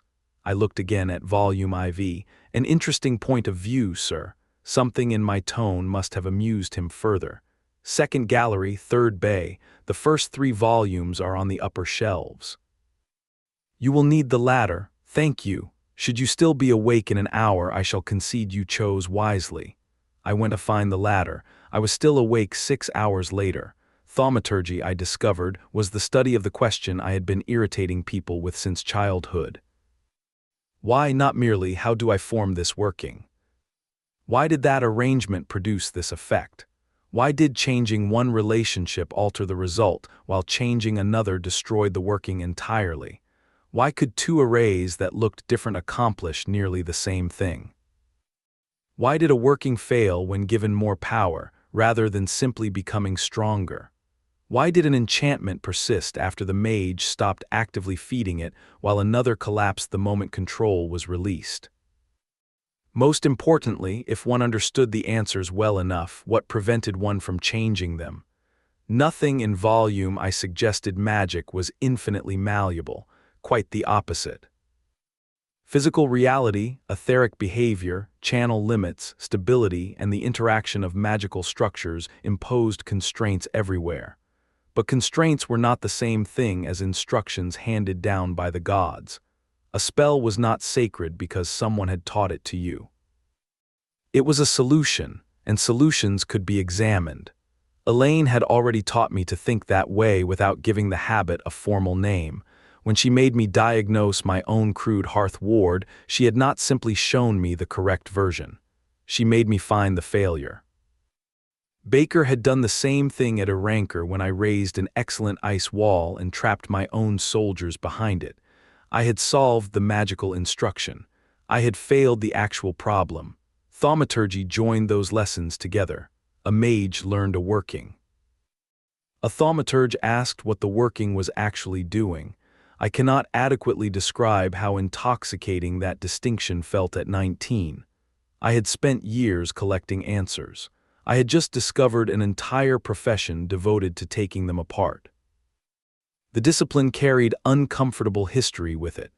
Much of the surviving Auric scholarship had passed through the hands of people who possessed both extraordinary magical power and political authority. The later sovereign archmagi had not merely been great magi. They ruled in their own right and guarded that supremacy with increasing violence. Althurius Laranen, the last of them, ultimately preferred an attempt to drown the continent to surrendering his authority. Astramor remembered that lesson very carefully. The Royal Collegium existed in part because the kingdom had eventually decided that teaching and regulating magi was wiser than murdering them for being born gifted. The inquisitors at the doors existed because Astramor had never mistaken regulation for trust. At 19, however, the political implications interested me far less than a diagram on the next page. This was a recurring weakness. I read until someone touched the table beside my elbow. I looked up. An elderly librarian regarded me with the patience of a woman accustomed to scholars discovering that clocks were a personal insult. "Armsman, forgive me, but do you belong to the Crown Barracks?" "I do." "Then I suspect the Crown may eventually notice your absence." I looked toward the windows. The light had gone. "Oh," she smiled. "We close this room shortly." I had not realized the hour. Very few people in this room ever do. I began gathering my notes, then hesitated over volume I. "May I borrow this copy until tomorrow?"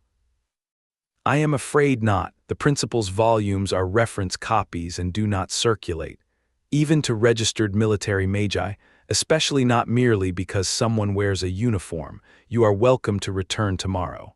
I cannot claim the rule was unreasonable. That did not make me like it. "I understand. Thank you for warning me. Return the volume to the desk. We shall preserve your place if nobody requires the table in the morning."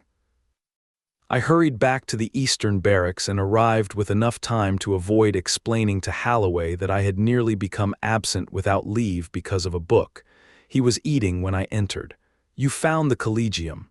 It was not a question. "How did you know?" "You have the expression." "What expression?" "The one you wore after finding the public library, except worse." I sat across from him.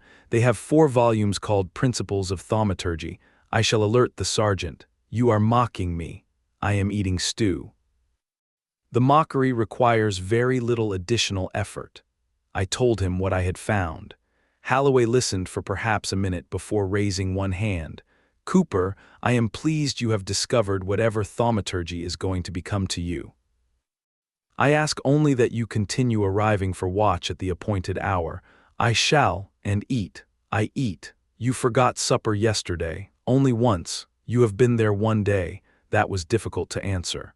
For the next 6 days my life arranged itself around duty and the Collegium. I stood gate watch in the mornings, patrolled when assigned, inspected carts, listened to merchants complain, ate when Holloway or my stomach reminded me, and went back to the Collegium whenever I was free. Volume I became Volume II. Volume II produced references to other works. Those produced notes. The notes produced questions. The questions multiplied faster than I could answer them. By the 4th day I had identified the true enemy. Time. There were too many books. That may sound like a pleasant problem. It is pleasant in the same way that being shown a mountain of gold is pleasant until someone explains you may carry away 1 coin each evening. The books could not leave. I had duty. I required sleep, however much I resented the inefficiency. Reading itself was stubbornly sequential. One began at the first line, moved through the second, and continued in that tedious manner until reaching the end. I began wondering whether that limitation was actually necessary. The thought had barely formed when ordinary Crown service interrupted it. Holloway and I were crossing a market square on patrol when a woman screamed that someone had taken her money box. 2 men were already running. Holloway sighed. "Of course they chose today." Then he ran. Erancour had left me with several useful responses to sudden trouble. The first was to move before my mind had finished composing objections. I went after the nearer thief. He was quick. I was 19, trained, irritated, and had spent the morning thinking about books. This proved a poor combination for him. He cut between 2 stalls and knocked a basket behind him. I cleared it, saw him aiming for an alley, drew enough ether for a small frost working, and put a skin of ice across 3 paces of cobble ahead of him.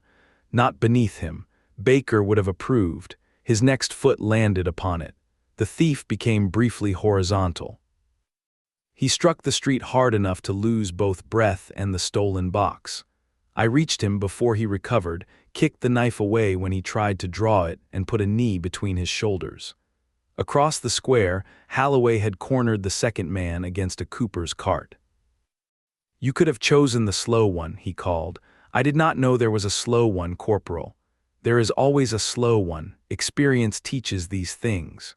We recovered the money, returned it to the stallholder after she identified the contents, and delivered both men to the watch station. Holloway regarded the forms waiting for us. "This is the part nobody sings about. The pursuit, the writing." He pushed one sheet toward me. "You caught him, you may enjoy the glory." I completed the report. Then I went back to the Collegium. My first attempt at improving reading was a failure. So was my second. That pleased me less at the time than it does in retrospect. The first design tried to make perception do too much. I reasoned that if Mage sight could reveal structures ordinary vision could not, perhaps a working could take the visible text before me and force its meaning into comprehension more quickly. The array collapsed before I dared feed it meaningful power.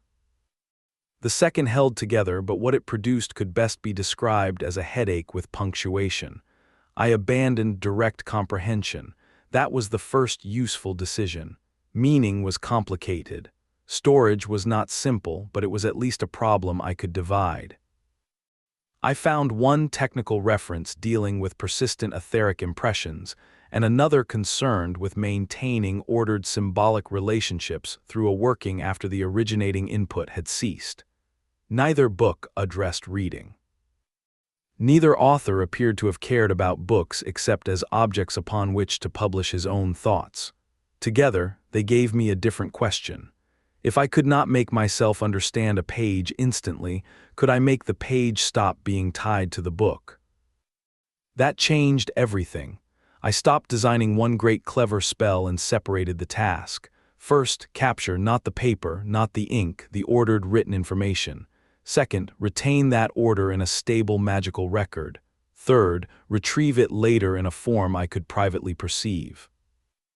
The distinction seems embarrassingly obvious now.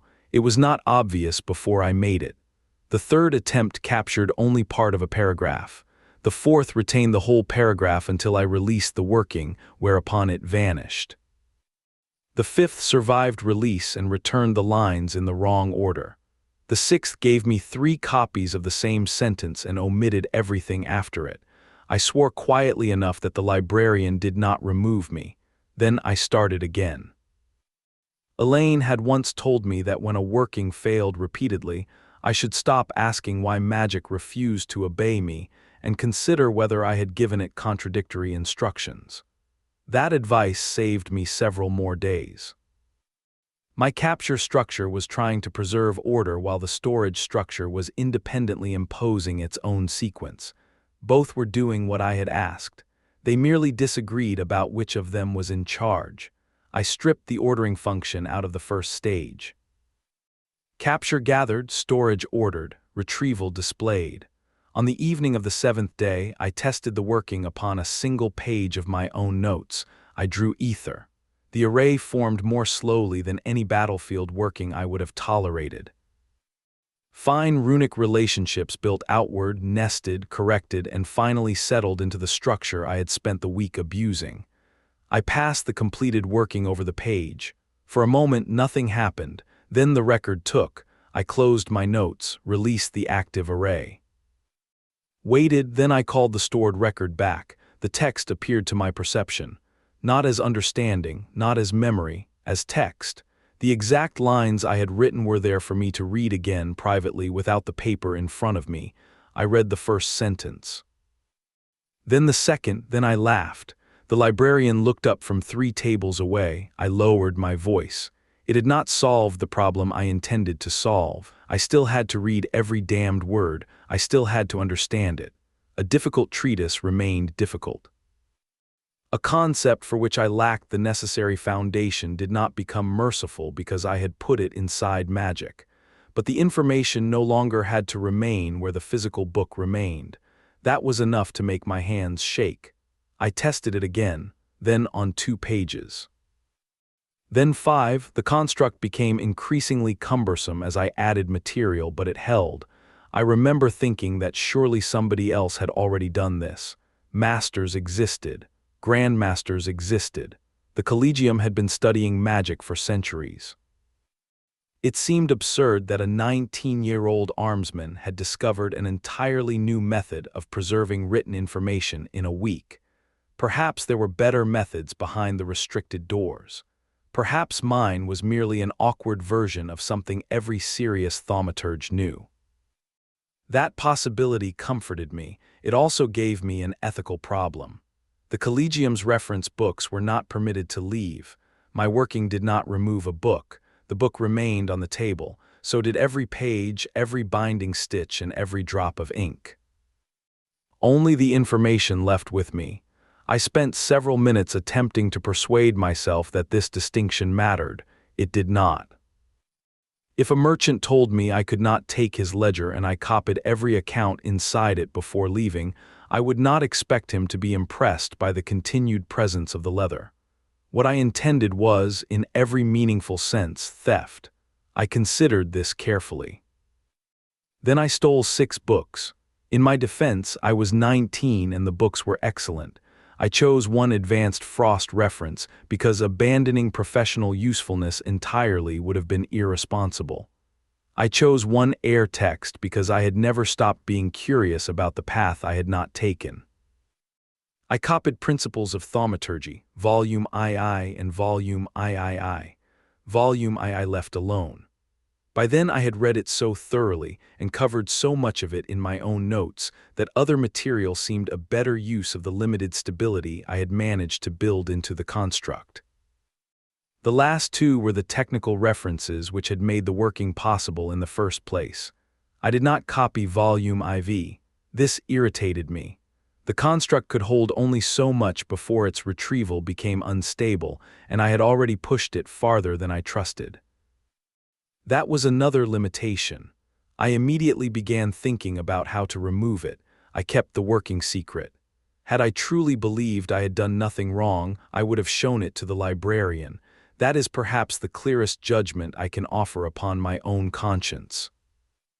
I left the Collegium late that evening with 6 books worth of information and no books. At the doors, the Stormbringer Inquisitors gave me no more attention than they had on my first visit. I was absurdly relieved. Outside, Velleron was warm with late summer evening. Lamps had begun to appear in windows, carts still rattled along the broader streets, and the western sky held enough light that I could have walked back to the barracks without difficulty. I called up the Frost text instead. The retrieved page hovered nowhere that another person could see. It occupied my perception cleanly enough that I could read while keeping both hands free.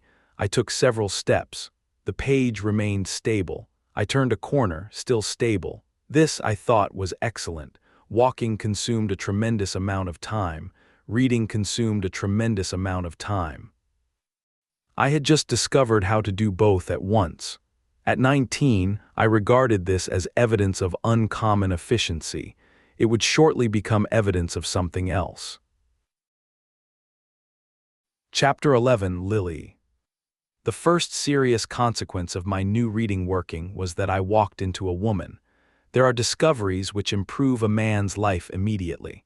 There are discoveries which require years before anyone understands their importance. Then there are discoveries which seem brilliant until they cause one to pour a cup of cold, small beer over the most beautiful woman one has ever seen.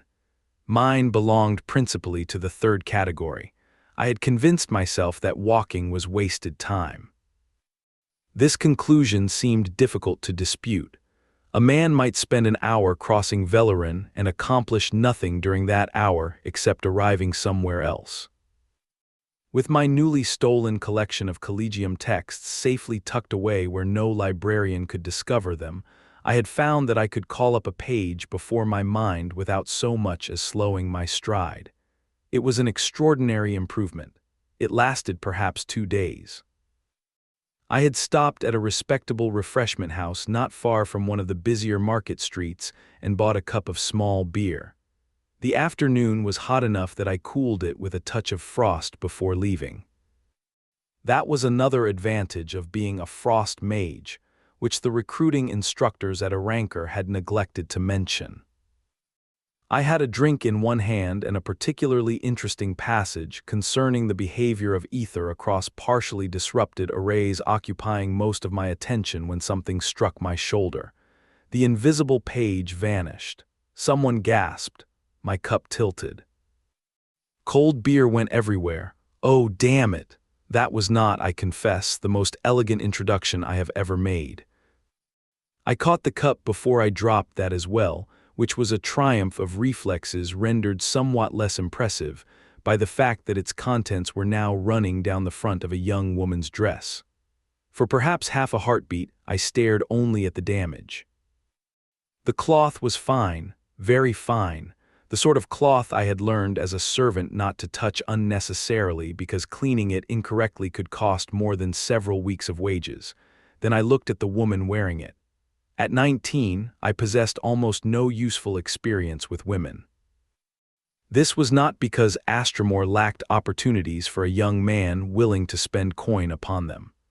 Vesara's daughters had been solving that particular difficulty for considerably longer than the crown had been solving anything. Several young armsmen of my acquaintance considered occasional visits to the lustier servants of the goddess an essential part of maintaining military health. I had books. Thus, when I finally lifted my eyes from the spreading stain, I found myself woefully unprepared. She was beautiful. There are more sophisticated ways of describing beauty, and older men generally employ them because admitting that a woman simply struck them senseless sounds undignified. I was struck senseless. For one magnificent instant she seemed almost divinely placed before me. Then I remembered I had just poured beer over her. My apologies, mistress. Gods, I am sorry, I was not watching where I was going. She looked from me to the front of her dress. No, she said with remarkable calm, I had gathered as much. That did nothing for my composure. I can pay for the cleaning. Her eyebrows rose slightly. I glanced down again. Perhaps I could not pay for the cleaning. I can contribute substantially toward the cleaning. Something changed around her mouth. She was trying not to laugh. That made matters worse. I had suffered the ancients of Erancour screaming into my face while I stood half frozen after a winter march. I had endured Baker explaining, at considerable volume, why an ice wall that protected the enemy from one's own infantry was not evidence of tactical genius. A pretty woman suppressing laughter at me proved a more formidable opponent. Then training finally reasserted itself over panic. Wait! I shifted the cup to my left hand and raised my right. She drew back half a pace. It will not harm you. That is a reassuring thing for a mage to say immediately before casting upon someone. I can leave it as beer if you prefer. That did it. She laughed. It was not polite laughter. It escaped her before she quite intended it, bright and surprised, and for some reason that settled me more effectively than anything else could have done. Very well, she said. Save yourself from financial ruin, Master Mage. Armsman, that seems considerably less prosperous. It is. I drew only a thread of ether. Pale runes spread from my fingers in 2 narrow rings. Frost gathered across the wet cloth, but I kept the working shallow, taking the liquid first and very little heat from the fabric beneath it. The beer whitened, crystallized, and became a thin, brittle crust. Her amusement disappeared, not into fear, interest. That distinction mattered. I worked downward carefully until the last wet patch had frozen, then brushed the crust away with the edge of my hand. It broke into little amber-white flakes that fell harmlessly to the paving stones. She stared at the dress, then at me, then back at the dress. You did not freeze my skin. I was endeavoring not to. Can frost mages normally do that? Yes, that answer was technically true. She looked unconvinced. Can they normally do it that quickly? I had already learned that answering questions about my own magical ability was a dangerous business. Some can. There are evasions which work because they sound plausible. That one worked because she was kind enough not to challenge it. She rubbed the cloth between 2 fingers, not even damp. I believe your dress has survived. My dress appears to have survived you. I am pleased to hear it. She looked at me for another moment. Then she smiled. I would become very familiar with Lilly's smiles. At the time, I knew only that this one made thinking inconvenient. Then the matter of compensation remains. My stomach tightened. She saw it. That was one of the first things I learned about her. Lilly noticed people, not merely faces or clothes or whether someone ranked above or beneath her. She noticed discomfort, uncertainty, embarrassment, fear. It was a habit so constant that she herself rarely seemed aware she was doing it. Her eyes softened. I think a meal should satisfy the debt. A meal? You did throw an entire cup of beer over me. I did, and you have admitted responsibility. I can hardly accuse you. You could, it would make this more interesting. I think I have done enough damage for one afternoon. She laughed again. Then you may buy me something to eat. That was how I met Lilly Cartwright. Or more accurately, that was how I spilled beer over her, and found myself accompanying her down a Velleron street 10 minutes later, while wondering whether I had somehow misunderstood the entire exchange. I had expected some fashionable establishment with white cloths, silver forks, and a bill requiring me to surrender my boots. Instead, Lilly stopped at a busy cookshop with open shutters and a row of small tables crowded against the front wall. You know this place? I asked. I have eaten here before. That surprised me. Her dress alone suggested a household considerably richer than any likely to dine beside apprentices and prosperous tradesmen. She caught the look. What? Nothing. You are a dreadful liar. I had not lied yet. You were preparing to. I considered this. Your dress suggested somewhere more expensive. Would you prefer somewhere more expensive? No. Excellent. Then we have both profited. That was difficult to argue with. We found a little table beneath the awning. She ordered first. I noticed that she glanced at the written board of prices only briefly before choosing one of the cheaper dishes. At the time, I considered this good fortune. Lilly produced a remarkable number of such coincidences. A serving girl brought our food and nearly dropped one of the plates when someone struck her chair while passing. She caught it awkwardly, splashing sauce across her own hand. The girl went white. My apologies, mistress. Lilly had not been touched. No harm was done. Put the plate down before you burn yourself. The girl did so. Lilly pushed her cup toward her. Use the water. The girl hesitated. Please. She dipped her fingers, muttered another apology, and hurried away. Lilly immediately returned her attention to me. She did not watch to see whether I had noticed. That was the part I remembered. There are noblewomen who are charitable because charity is proper. There are noblewomen who are charitable because people watch them being charitable. And there are people for whom noticing another person's pain is simply an irritating reflex they never learned to suppress. Lilly belonged to the third sort. I had spent enough years carrying dishes to know the difference. She caught me looking. You have gone strange again. I have been strange for most of my life. So I gathered from the beer. That made me laugh. We exchanged names shortly afterward. Aranvar Cooper, I said. She repeated it once. Aranvar. There was nothing remarkable in the way she said my name. I remember it anyway. And you, Lilly Cartwright. I inclined my head. Mistress Cartwright. No, I blinked. No, if you are paying for my dinner because you assaulted me with beer, I think we have progressed beyond Mistress Cartwright. I was not at all certain that was how social rank worked. What should I call you? Lilly would be a daring beginning. Lilly, she smiled. There, you survived. Barely. She asked where I was from. The barony of Elrich. That is some distance from Velleron. It felt farther before I spent months marching around Erancour. You're military then, crown armsman, and a frost mage. That as well. She leaned forward slightly. The movement was small. I noticed it. I noticed nearly everything she did for the rest of the afternoon. How long have you had magic? That was a difficult question to answer honestly without answering several other questions I preferred untouched. A few years. Only a few. I began young, and now the crown has you freezing beer out of women's dresses. It was not included in the training syllabus. It should be. Imagine the improvement to military recruitment. I smiled. She had a way of saying absurd things with such composure that one could occasionally miss the joke. "Why frost? Heat," she waited.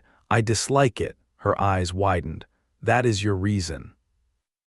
"Not my only reason, but a reason. A substantial one." She stared at me, then laughed so hard she had to put down her cup. I had explained frost doctrine to people who listened with less enthusiasm. I thought Magi chose their disciplines because of ancient affinity, spiritual temperament, or some great scholarly calling. Some probably do, and you chose yours because summers are unpleasant. When stated that way, it sounds foolish. It sounded foolish before you stated it. I liked her. That realization arrived with startling speed. Attraction had been immediate and uncomplicated. Liking someone was more dangerous. We finished eating. That should have ended matters. It did not. Lilly suggested that since I had nearly ruined her dress, I ought at least to walk with her until she was certain no hidden damage appeared. I knew perfectly well this was nonsense. I agreed immediately. We walked.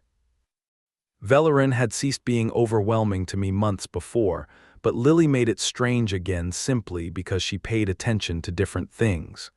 She stopped at shop windows I had passed 100 times without seeing. She knew which baker sold out before noon. She knew a bookseller who charged more than his books deserved because rich young nobles liked being seen buying them. She knew which market stalls gave old food to the poor after closing and which destroyed it rather than lose a copper. That last observation surprised me. "You pay attention to that, should I not? Most noble daughters I have known would not know what a market stall does after closing." She gave me a sidelong look. "Have you known many noble daughters?" Enough. That sounded ominous. It was not intended to. Which means it probably was. I had already told her more than I intended. She knew my mother had died when I was younger. I told her that much because she asked whether I had family in Elrich and because lying about Juliana felt somehow worse than withholding Jonathan. "My mother served there," I said. "She died when I was 14. Lily's expression changed at once. "I am sorry, thank you. And your father?" I looked ahead. That pause lasted too long. "Complicated." She watched me. To her credit, she did not press. "Mine is complicated as well." I glanced at her. She smiled without amusement. That was another smile I would learn. Her father, she told me, was a minor baron with several interests in Velleron.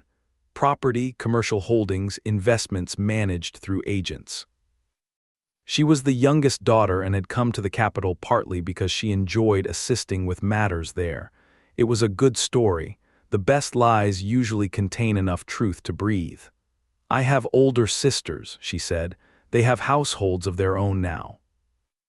Lives of their own. You miss them?" "Sometimes." Something in the answer made me leave it alone. We had wandered far enough that evening shadows had begun gathering beneath the buildings. Neither of us mentioned returning. Eventually she asked about the Collegium. "That was catastrophic. What are you studying there?" "Thaumaturgy." I know the word. Most people did not. I looked at her. She saw my surprise. "My father's household has Magi." That explained it easily enough. "What about it interests you?" That question required a proper answer. So I gave her one. I explained that most ordinary magical instruction taught workings as solutions. A fire spell did this. A barrier did that. One memorized the structure, learned the draw, practiced the construction, and eventually the magic became almost instinctive. Thaumaturgy asked why. Why did that rune sit there? Why did one regulator tolerate a particular ether load while another collapsed?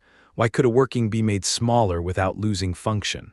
Why did two spells built from apparently similar principles behave differently when combined? I talked for some time. Eventually I noticed. "My apologies." "For what?" "I have been discussing arrays for far too long." "I know, I tend to do that." I had noticed. I waited for the polite escape. Instead she asked, "If an array is altered, how do you know whether the new structure remains stable before you cast it?"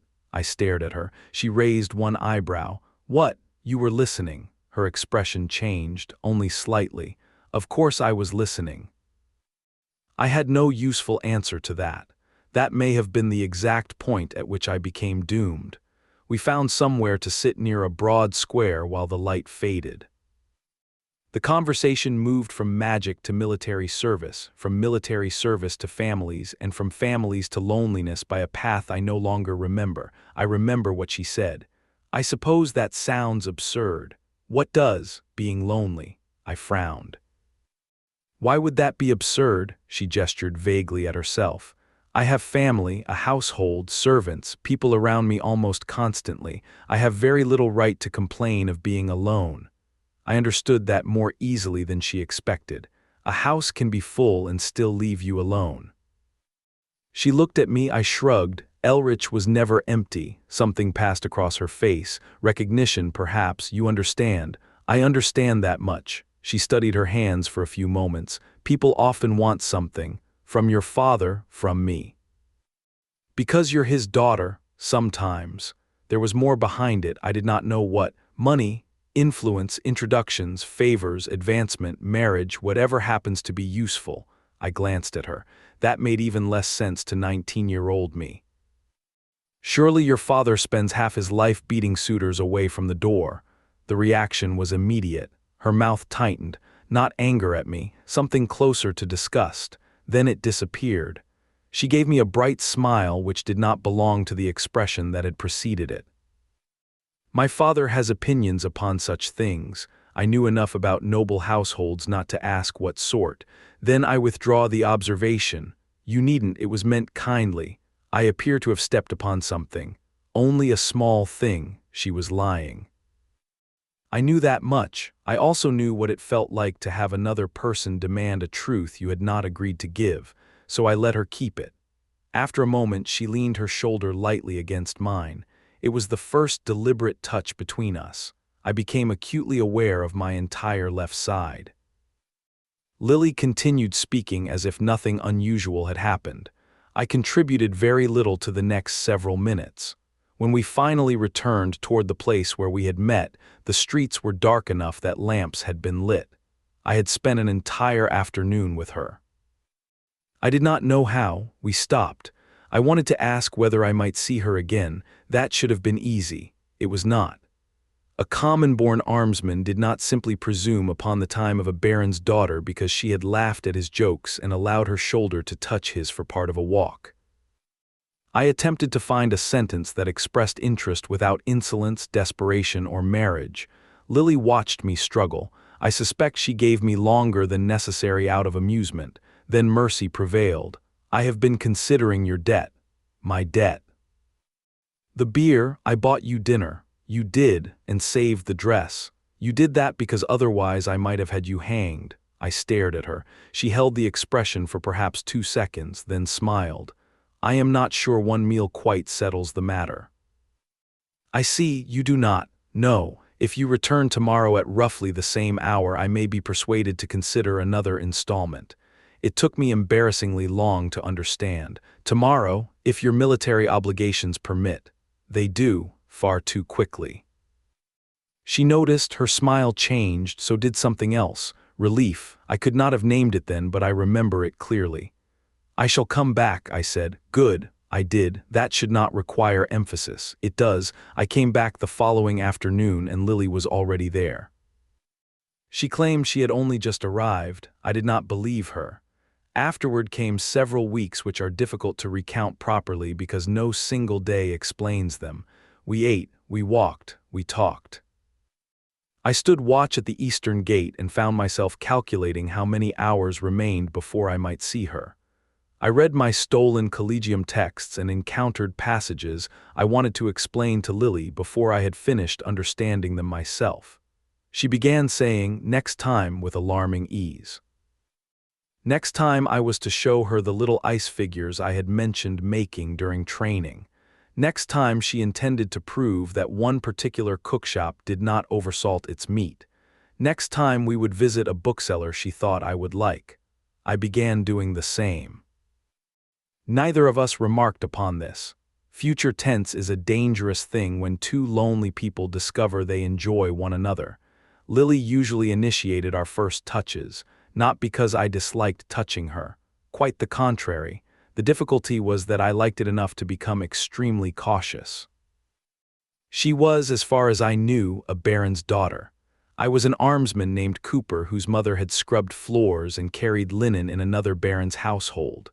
One afternoon, crossing a crowded street, Lilly took my hand. I assumed she meant not to lose me among the carts. She did not release it when we reached the other side. I then assumed she had forgotten. Young men can accomplish remarkable feats of self-deception when frightened of appearing presumptuous. After 3 streets, I finally looked down at our joined hands. She followed my gaze. Is something wrong? No. Then why have you spent the last quarter-hour examining my fingers as if they contain a difficult rune? I had not realized we were still holding hands. That is disappointing. Why? I had hoped you might be doing it deliberately. I nearly walked into another person. She laughed and tightened her grip. After that, I stopped pretending. Her kindness became harder to miss. She knew the names of serving girls. She gave an old woman room beneath an awning when rain came suddenly and never mentioned it afterward. Once, a little boy stood staring at the sweet cake she had bought.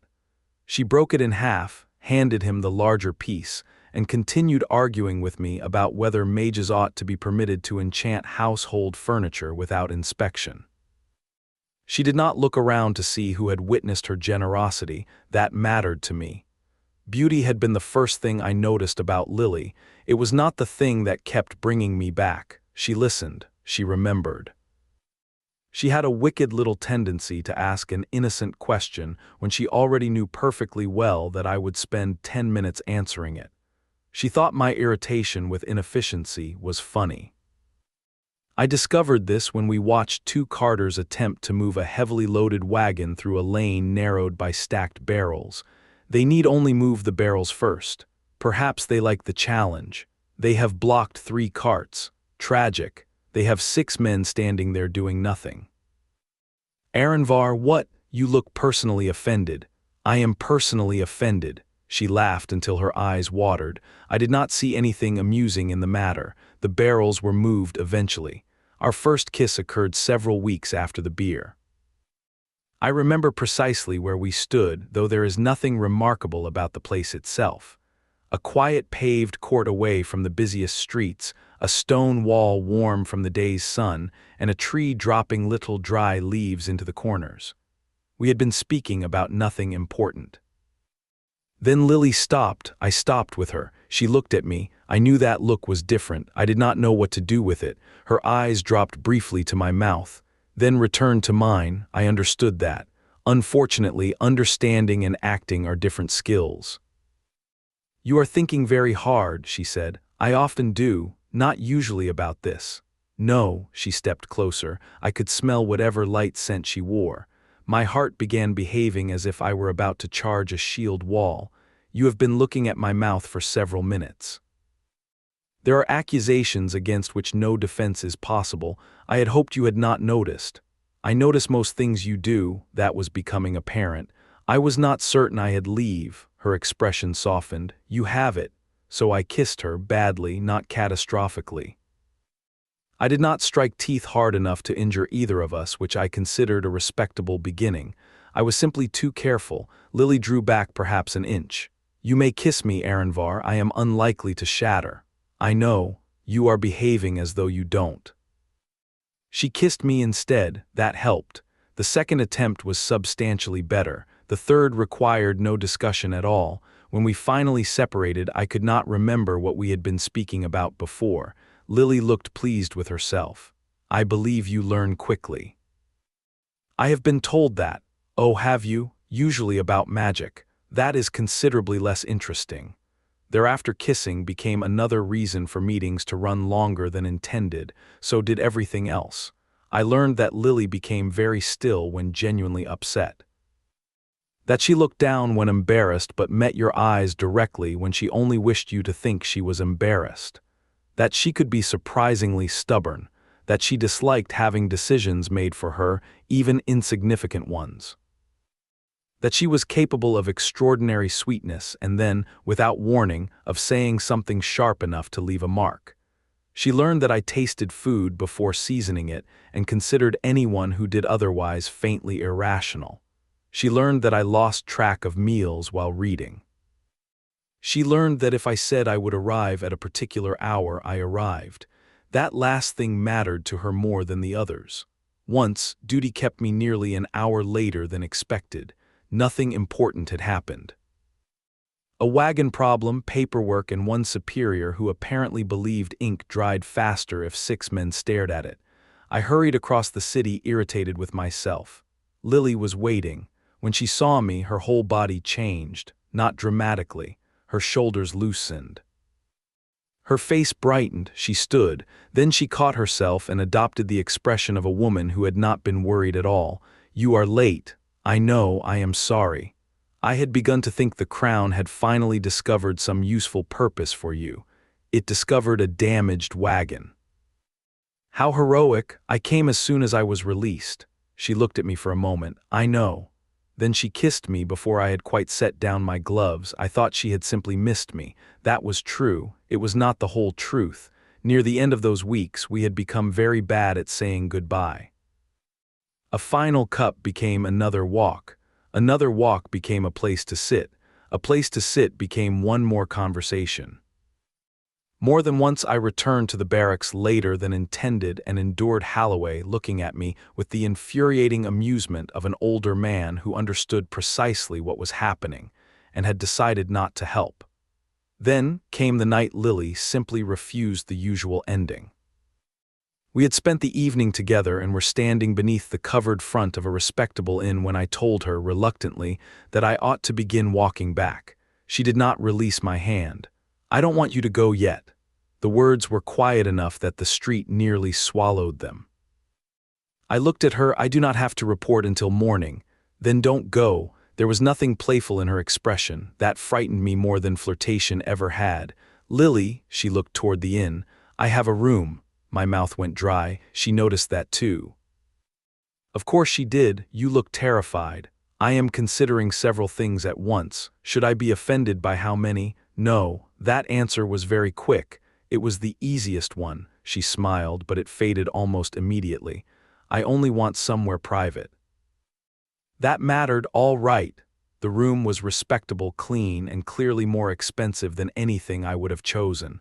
There was one bed, I noticed. Lilly noticed me noticing. Neither of us mentioned it. She disappeared behind a folding screen to change. I sat in a chair and discovered that the designers of folding screens had failed to account for lamplight. The cloth hid details. It did not hide shape.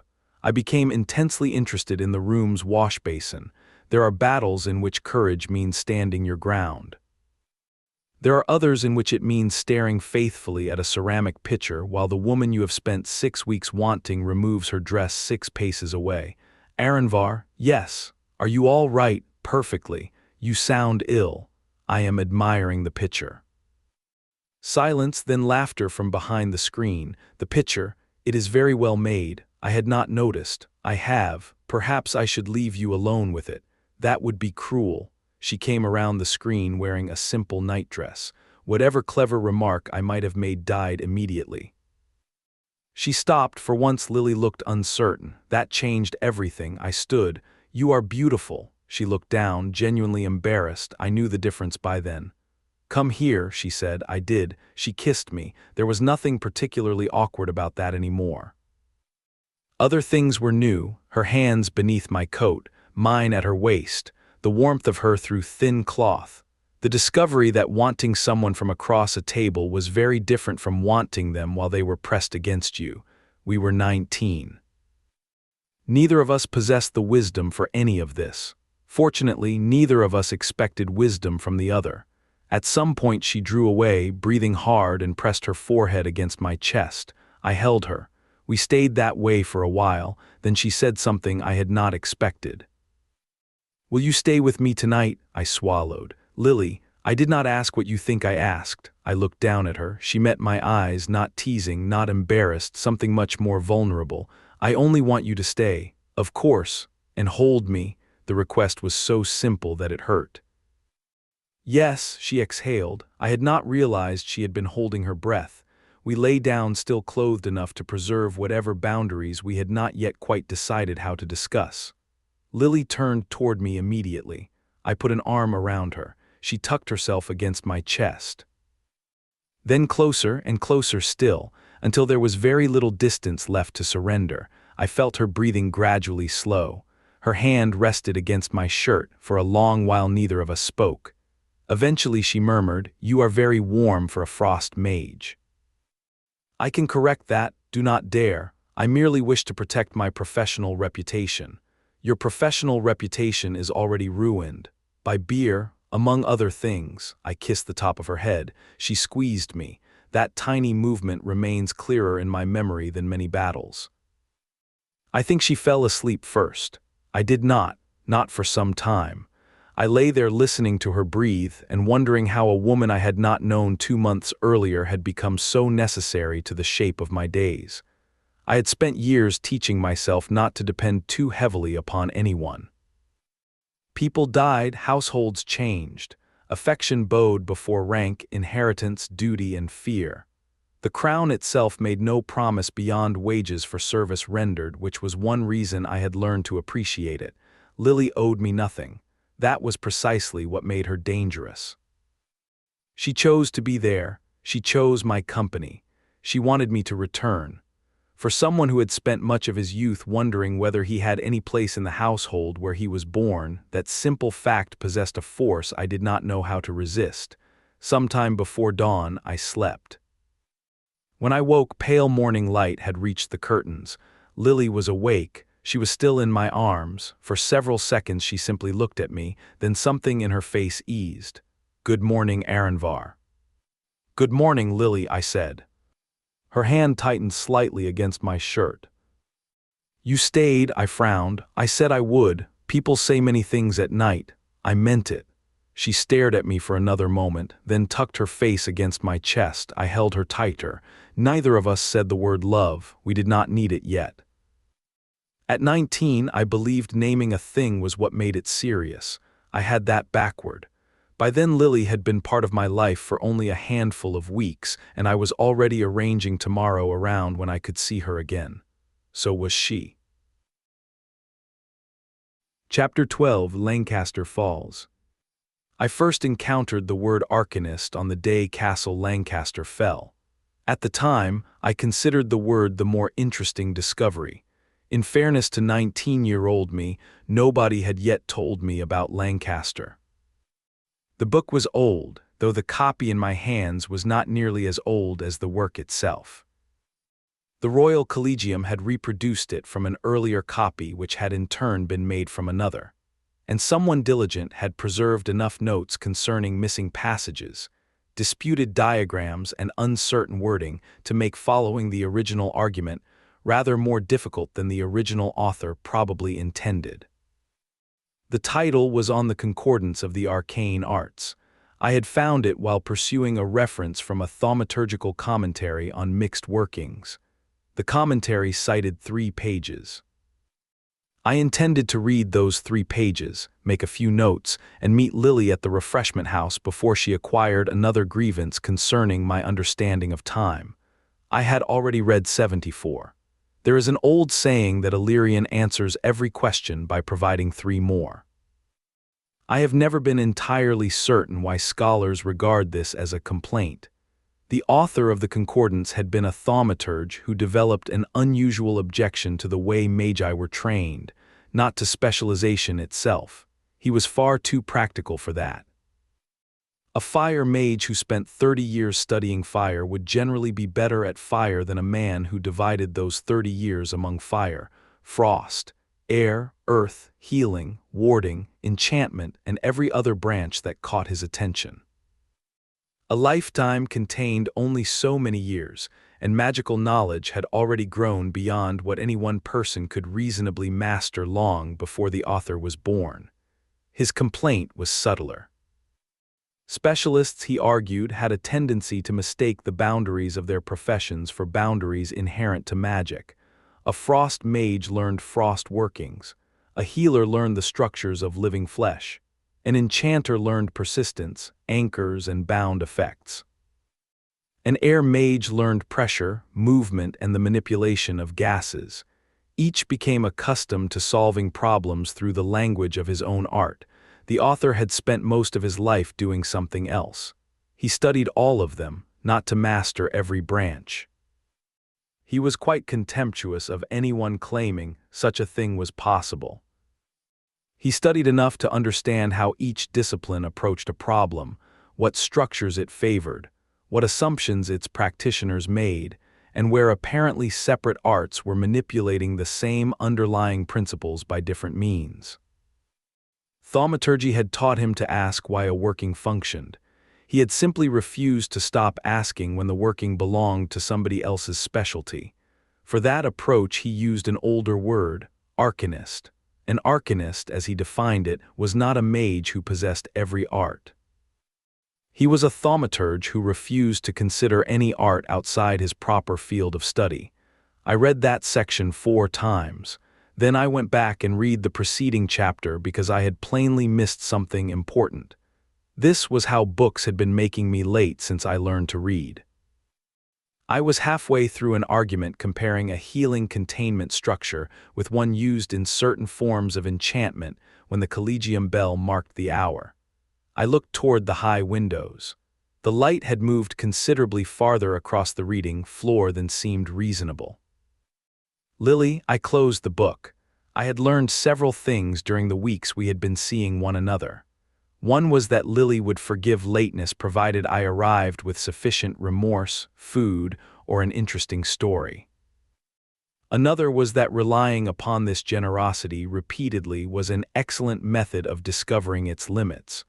I returned the concordance to the attendant's desk with considerable reluctance. "Have you finished with it, Armsman?" "Not remotely, sir." I have merely been reminded that scholarship does not excuse every other obligation. The attendant glanced at the clock. "A painful lesson. Illyrian rarely teaches punctuality. I shall return tomorrow and see whether he has reconsidered." The man smiled and took the volume. I left the Collegium. Something was wrong in Velleron. I noticed it before I had descended half the broad approach. The capital was rarely still enough for one change to announce itself cleanly. There were always wagons, riders, bells, arguments, servants running messages, merchants obstructing streets, and crown officials moving with the grave urgency peculiar to men carrying parchment. This was different. 3 mounted crown messengers passed me before I reached the lower square. The first rode west, the other 2 went south. None slowed for ordinary traffic. A squad of armsmen crossed the next street at a pace just short of running.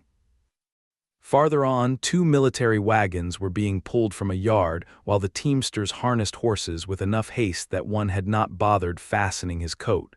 People had begun noticing. Shopkeepers stood in doorways. A butcher had come into the street still wearing his stained apron. 2 women beside a fruit stall watched a group of mounted soldiers pass and spoke quietly to one another. Nobody seemed to know anything. That has never prevented a city from producing rumors. By the time I reached the next square, I had heard that the king was dead, that the elves had landed somewhere upon the western coast, that half the Royal Collegium had exploded, and that a dragon had been sighted north of the city. The dragon was described with considerable confidence by a man who had apparently learned of it from his cousin's wife's brother. I was deciding whether to increase my pace when someone shouted my name. Cooper, one of the armsmen from our barracks, was coming toward me through the crowd. He was breathing hard. That ended any remaining suspicion that this was ordinary crown business. "What has happened? Get yourself back to the barracks. Castle Lancaster has fallen." I stared at him. "You mean Castle Lancaster itself?" What other Lancaster would have every soldier in Velleron running about like Kedron kicked the anthill? "Has the report been confirmed?" "Twice, from what I heard. The sergeant is recalling everyone. Get moving." He continued toward the Collegium quarter. I went east. Castle Lancaster had fallen. I had never seen Lancaster. At 19, I knew it through maps, military instruction, histories, and the conversations of men who had served farther east than I had. That was enough. Castle Erancour had taught me what a proper fortress looked like. Erancour was old, powerful, and famous, but by my day its military importance belonged mostly to history. Men trained beneath walls built to stop armies because the crown had found continued use for a fortress after armies stopped coming to take it. Lancaster had never enjoyed that luxury. It stood against the living frontier. Astramor did not end at a neat line where farms stopped and the endless forest began. Settlement thinned by degrees. Great roads became smaller roads. Villages became scattered holdings.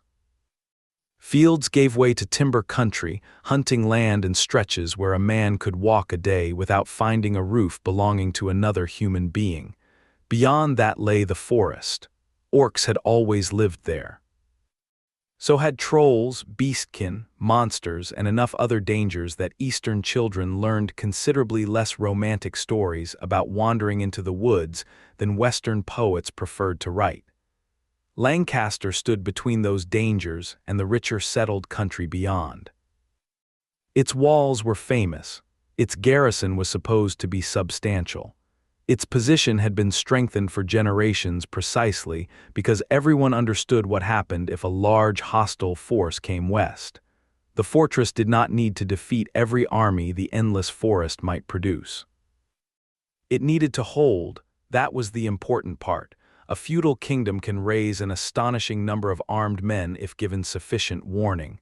Sufficient warning is doing a great deal of work in that sentence. Lords must receive the summons. Retainers have to be gathered. Horses brought in, arms inspected, tenants notified, wagons found, grain issued, roads filled with men who were not standing together the previous morning and now had to become something resembling an army. Lancaster existed to provide time for all of that. If something dangerous came west, Lancaster was where Astramor expected it to stop while the kingdom woke up. And now it had fallen before most of us knew the kingdom needed waking. I ran the remainder of the way to the barracks. The gate yard looked nothing like the place I had left that morning. Men were coming in from the streets. Others crossed the yard carrying field packs, bundles of weapons or boxes from the stores. A quartermaster stood beside an open storehouse shouting names, while two assistants issued equipment fast enough to suggest they had abandoned their usual ambition of accounting for every buckle in Astramor. Horses were being brought around.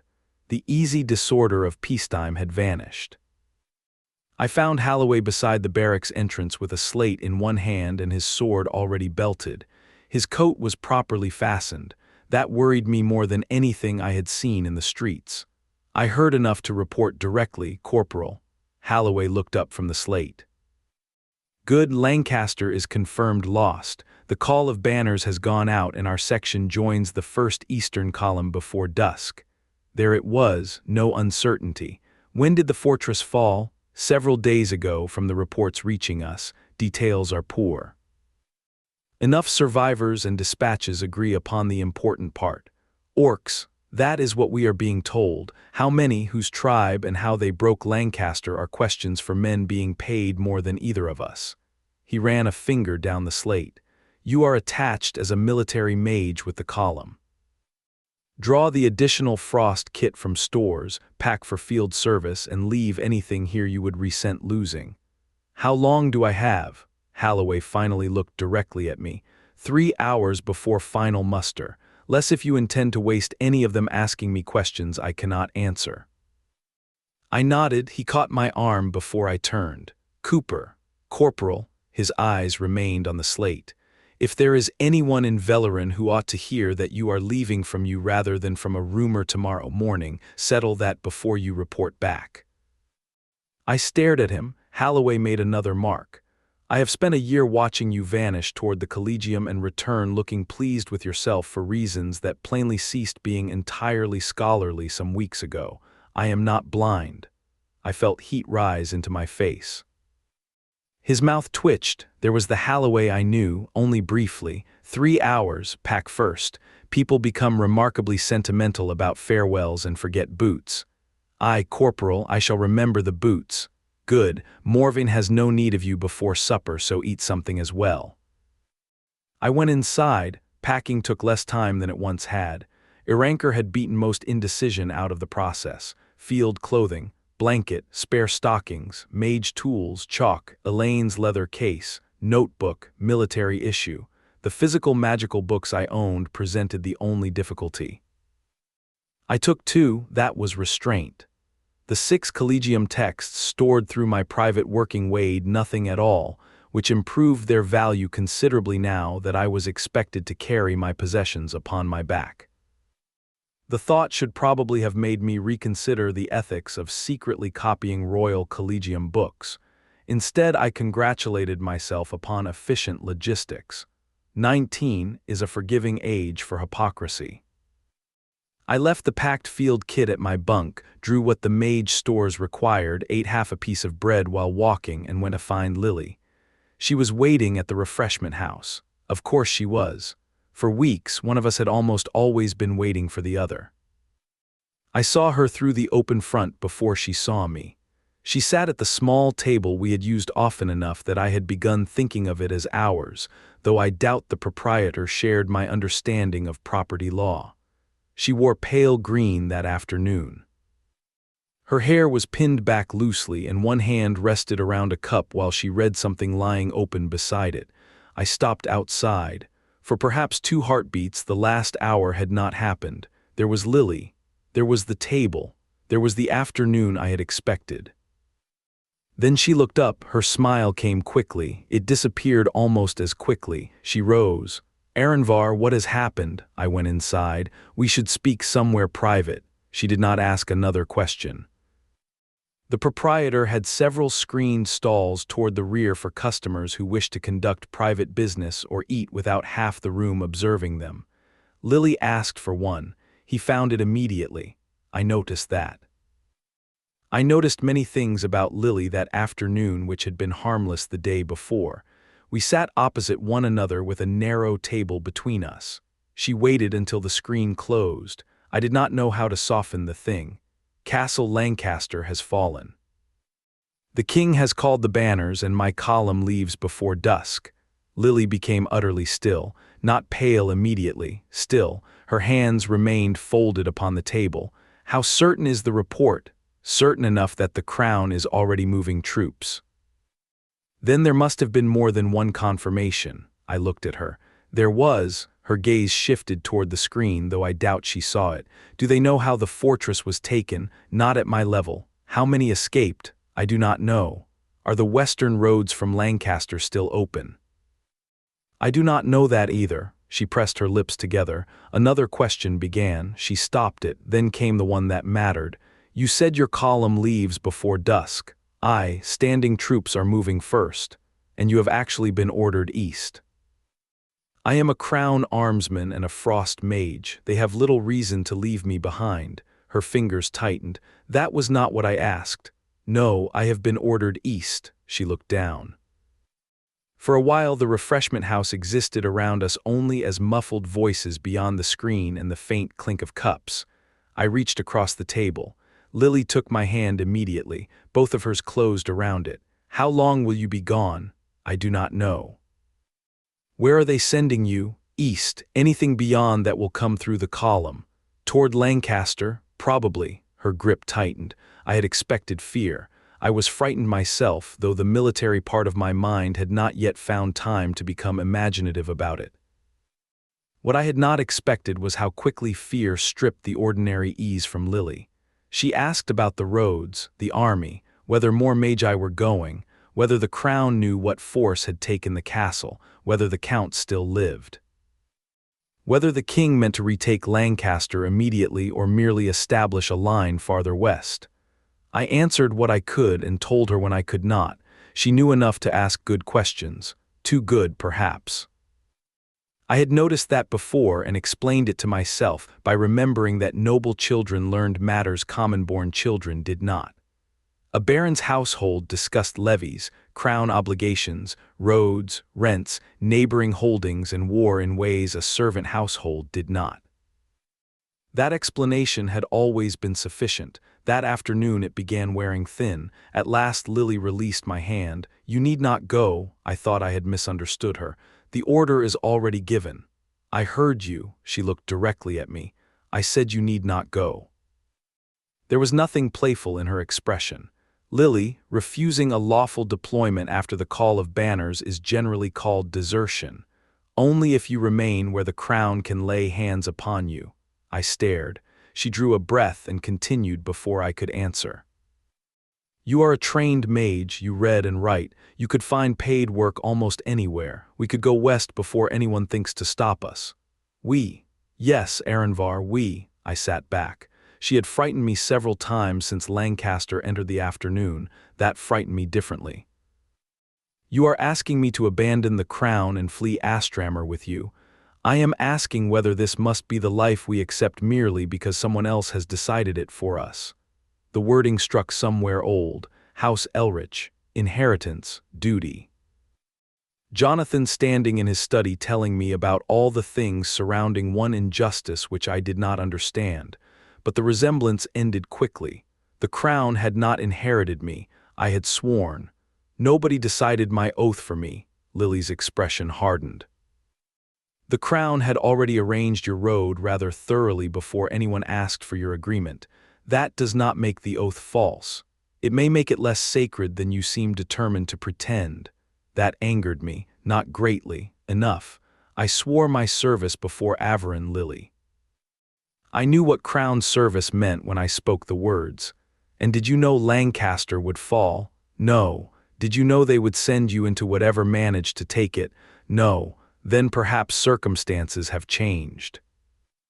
An oath that survives only while circumstances remain pleasant is not worth swearing. She pushed her chair back several inches. "The crown will scarcely notice the absence of one frost mage. I rather think I would." That silenced me. Lilly looked away first. For several breaths she struggled with something. When she spoke again, the anger had weakened. "Averon may have heard your oath. Morven will be the one waiting if keeping it kills you." "Morven waits for everyone. That does not make every promise meaningless." "No, it merely makes some of them damned expensive." I almost smiled. On another afternoon I might have. She saw that I nearly had and became angrier. "Do not make light of me." "I am not." "You are sitting there as though this is already settled." "It is settled." Her chair scraped against the floor. She stood, crossed the narrow space inside the stall, then stopped because there was nowhere useful to go. The private stall had seemed comfortably secluded when we entered. It became very small with Lilly pacing inside it. I remained seated. She turned toward me. "Do you know how happy I have been?" I said nothing. Her eyes had begun shining. She was furious about that. "I cannot remember the last time I was this happy, Aranvar, not for a day. Not because somebody held a feast or bought me something or decided I ought to be pleased. Weeks." Her voice caught. She looked toward the screen until she recovered it. "For weeks I have woken knowing I would see you. I have walked where I pleased, eaten what I pleased.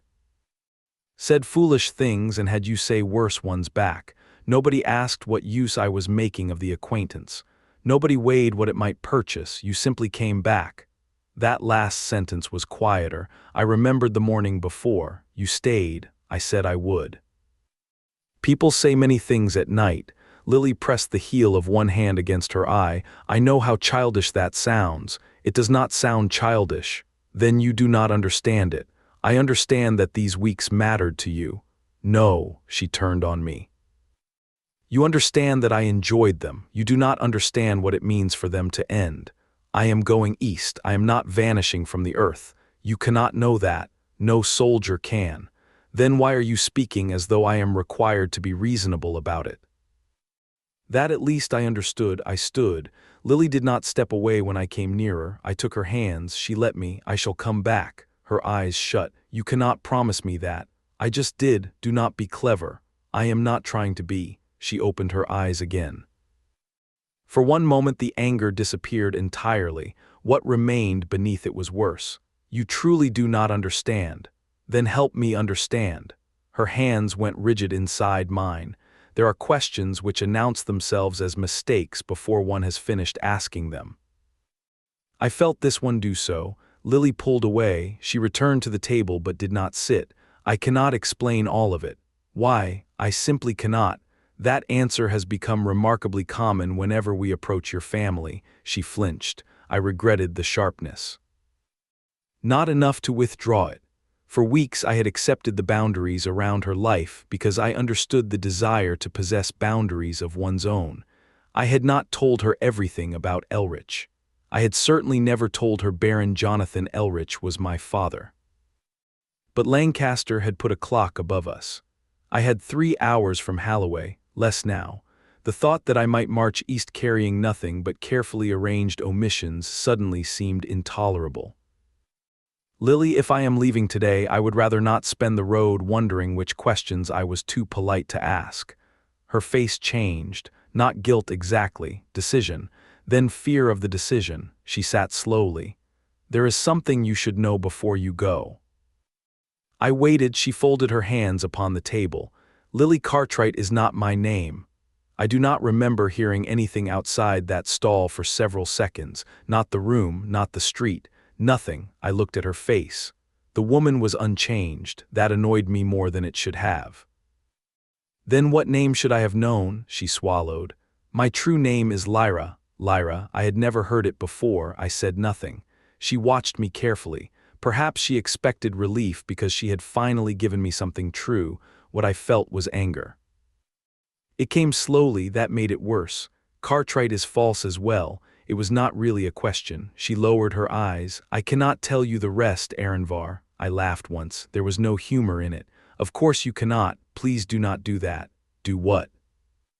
Turn everything between us into a deception because I could not give you my family name. You did not merely withhold your family name. You gave me another one. She said nothing. I stepped away from the table. For 6 weeks I had thought I knew where the boundary lay.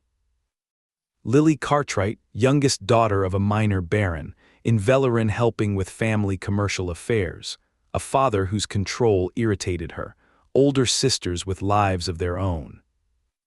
A woman surrounded by people she did not trust and grateful for the strange freedom of wandering the capital with a common-born crown armsman.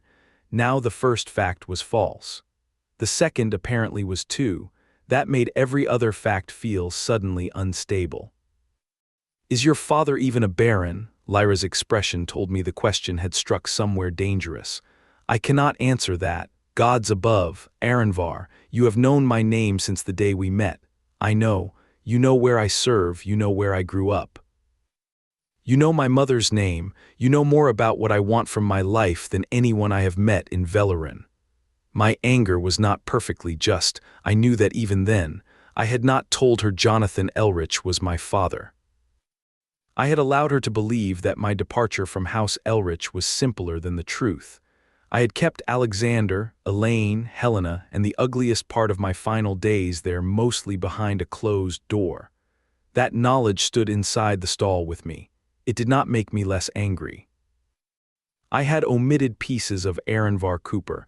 I had not invented another man and asked her to know him instead. Lyra rose. This was never because I did not trust you. Then I confess the distinction is lost on me. What happened between us was not false. You do not get to decide which part of a lie should trouble me. She went still. I had hurt her. I knew it immediately. Some small and spiteful part of me was glad. I disliked that part of myself and remained angry enough to keep it. Lyra looked down at her hands. I am telling you now because you are leaving and because I could not bear for you to go without knowing even that much. Even that much. I know how it sounds. I do not think you do. Her head came up. Then what would you have had me do? Tell me the truth. I could not. Then perhaps you should not have begun with a lie. The words landed harder than I intended. Lyra's face closed, not in anger. I had seen that expression before without understanding it, the careful version of her returning, the woman who knew how to hide behind courtesy. I hated seeing it. I had caused it. Neither fact improved my temper. For a long while she said nothing. Then she straightened the cuff of one sleeve, a tiny movement, completely unnecessary. Very well. Her voice had become composed, too composed. "If you return to Velleron and still wish to see me, come here. Give the proprietor your name and ask him to send word to Lyra. He will know how to reach me."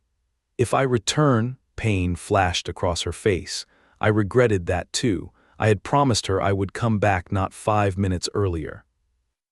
Anger makes men careless with exactly the things they most wish to protect.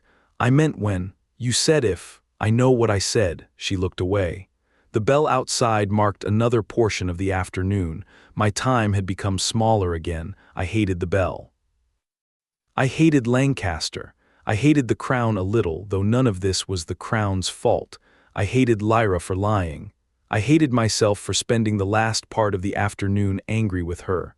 None of those hatreds were large enough to change what had to happen next. "I need to return to the barracks." "I know." Her answer was long enough to be proper and still sounded very small. I moved toward the screen. Lyra followed. For 6 weeks, leaving her had usually involved some negotiation. One more street, one more cup. A hand held longer than necessary, a kiss when privacy permitted. That afternoon I reached the edge of the stall and did not know whether I should touch her. She solved it by catching my sleeve. I stopped. "Please do not let this be the last thing between us." I looked down at her hand, then at her. "I do not know what this is yet. Then be angry with me when you return, Aranvar. I can bear your anger. I cannot bear you never coming back." There was nothing useful I could say to that except the impossible thing I had already decided to give her. "I shall come back to Velleron." Her fingers tightened once, then released me. I left without kissing her. I regretted that before I reached the street. I did not go back. The crown had given me 3 hours. It took them back precisely when promised. I reached the barracks before final muster with enough time to shoulder my pack and discover that field equipment always became heavier after one had spent an afternoon being miserable. The yard was nearly full. Our little Eastern Gate posting had been swallowed into something larger. Units from other crown stations had arrived. Military magi stood together near one side of the yard while officers and sergeants sorted men into marching order. Wagons filled the adjoining street. Spare mounts were being assigned.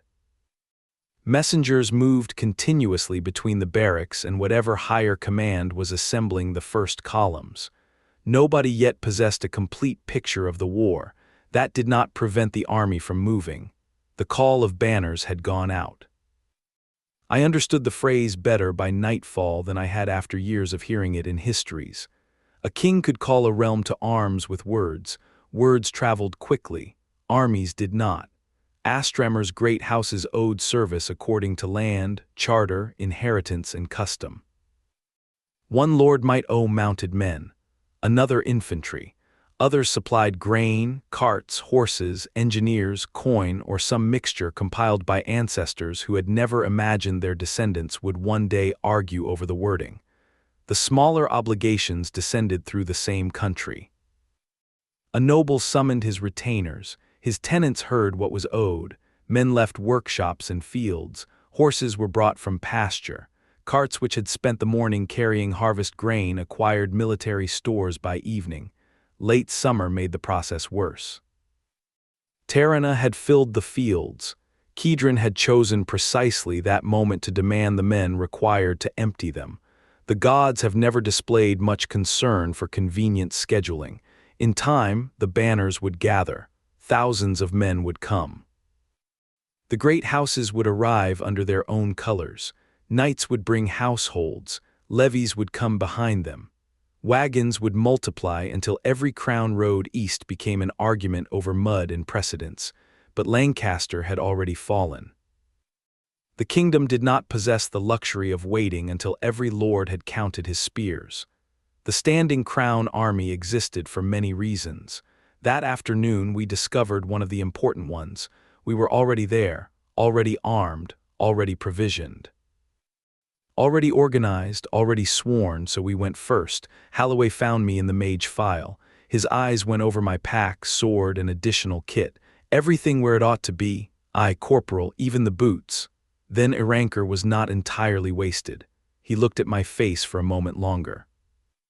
Whatever he saw there, he declined to ask about it. I appreciated him for that. A young armsman 2 places ahead of me was fighting with one of his pack straps. His hands had begun shaking. Holloway noticed. He stepped over, took the loose strap, and pulled it through the buckle.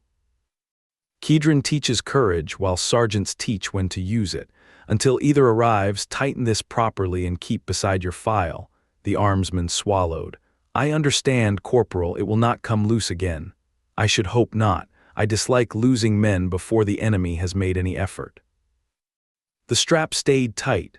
Orders passed down the line. The column began moving. We crossed the yard where I had spent most of a year learning the profound military arts of inspecting wagons, untangling livestock, and deciding whether merchants were lying about what they carried. The eastern gate stood open ahead. I had passed through it hundreds of times. On watch, off duty, returning from the library, going to the Collegium, wandering into the city because Holloway had informed me with great patience that free men were permitted to possess afternoons. I knew the stones, I knew the guardroom. I knew which part of the approach became a lake after heavy rain. I knew where the vegetable carts snarled traffic in the morning and where Freedman Royce's cow had once decided the capital could bloody well wait. For nearly a year I had stood beneath that gate and watched Astramor come to Velleron. Grain, timber, charcoal, wool, merchants, farmers, pilgrims, nobles, animals. Messages from places I knew only by name. That gate had taught me that the kingdom was larger than House Elrich. Velleron had taught me that my life could be larger too. I had wages in my purse, books in my head. Thaumaturgy occupying most of the space books had somehow left available. A strange old volume waited in the Royal Collegium with a word inside it I had only just discovered. Arcanist, and somewhere behind me was a woman I had called Lilly that morning. By evening I knew her name was Lyra. I knew almost nothing else more clearly than before. That hurt. The column reached the gate. People had gathered along both sides of the road. Some watched quietly, others called blessings. A woman old enough to have sons among us raised one hand as we passed. Maravan see you safely home, lads, and Morven keep his distance. Several men answered her. I could not. For some reason the words caught in my throat. The gatehouse passed overhead, then Velleron was behind us. I looked back once, only once. The walls hid the Collegium, they hid the refreshment house, they hid Lyra. Holloway called for the file to close its spacing. I faced east, and we marched. This was a Black Mountain Stories production. If you enjoy long-format content such as this, please consider giving this video a like and a subscribe, and stay tuned for the next part of the saga.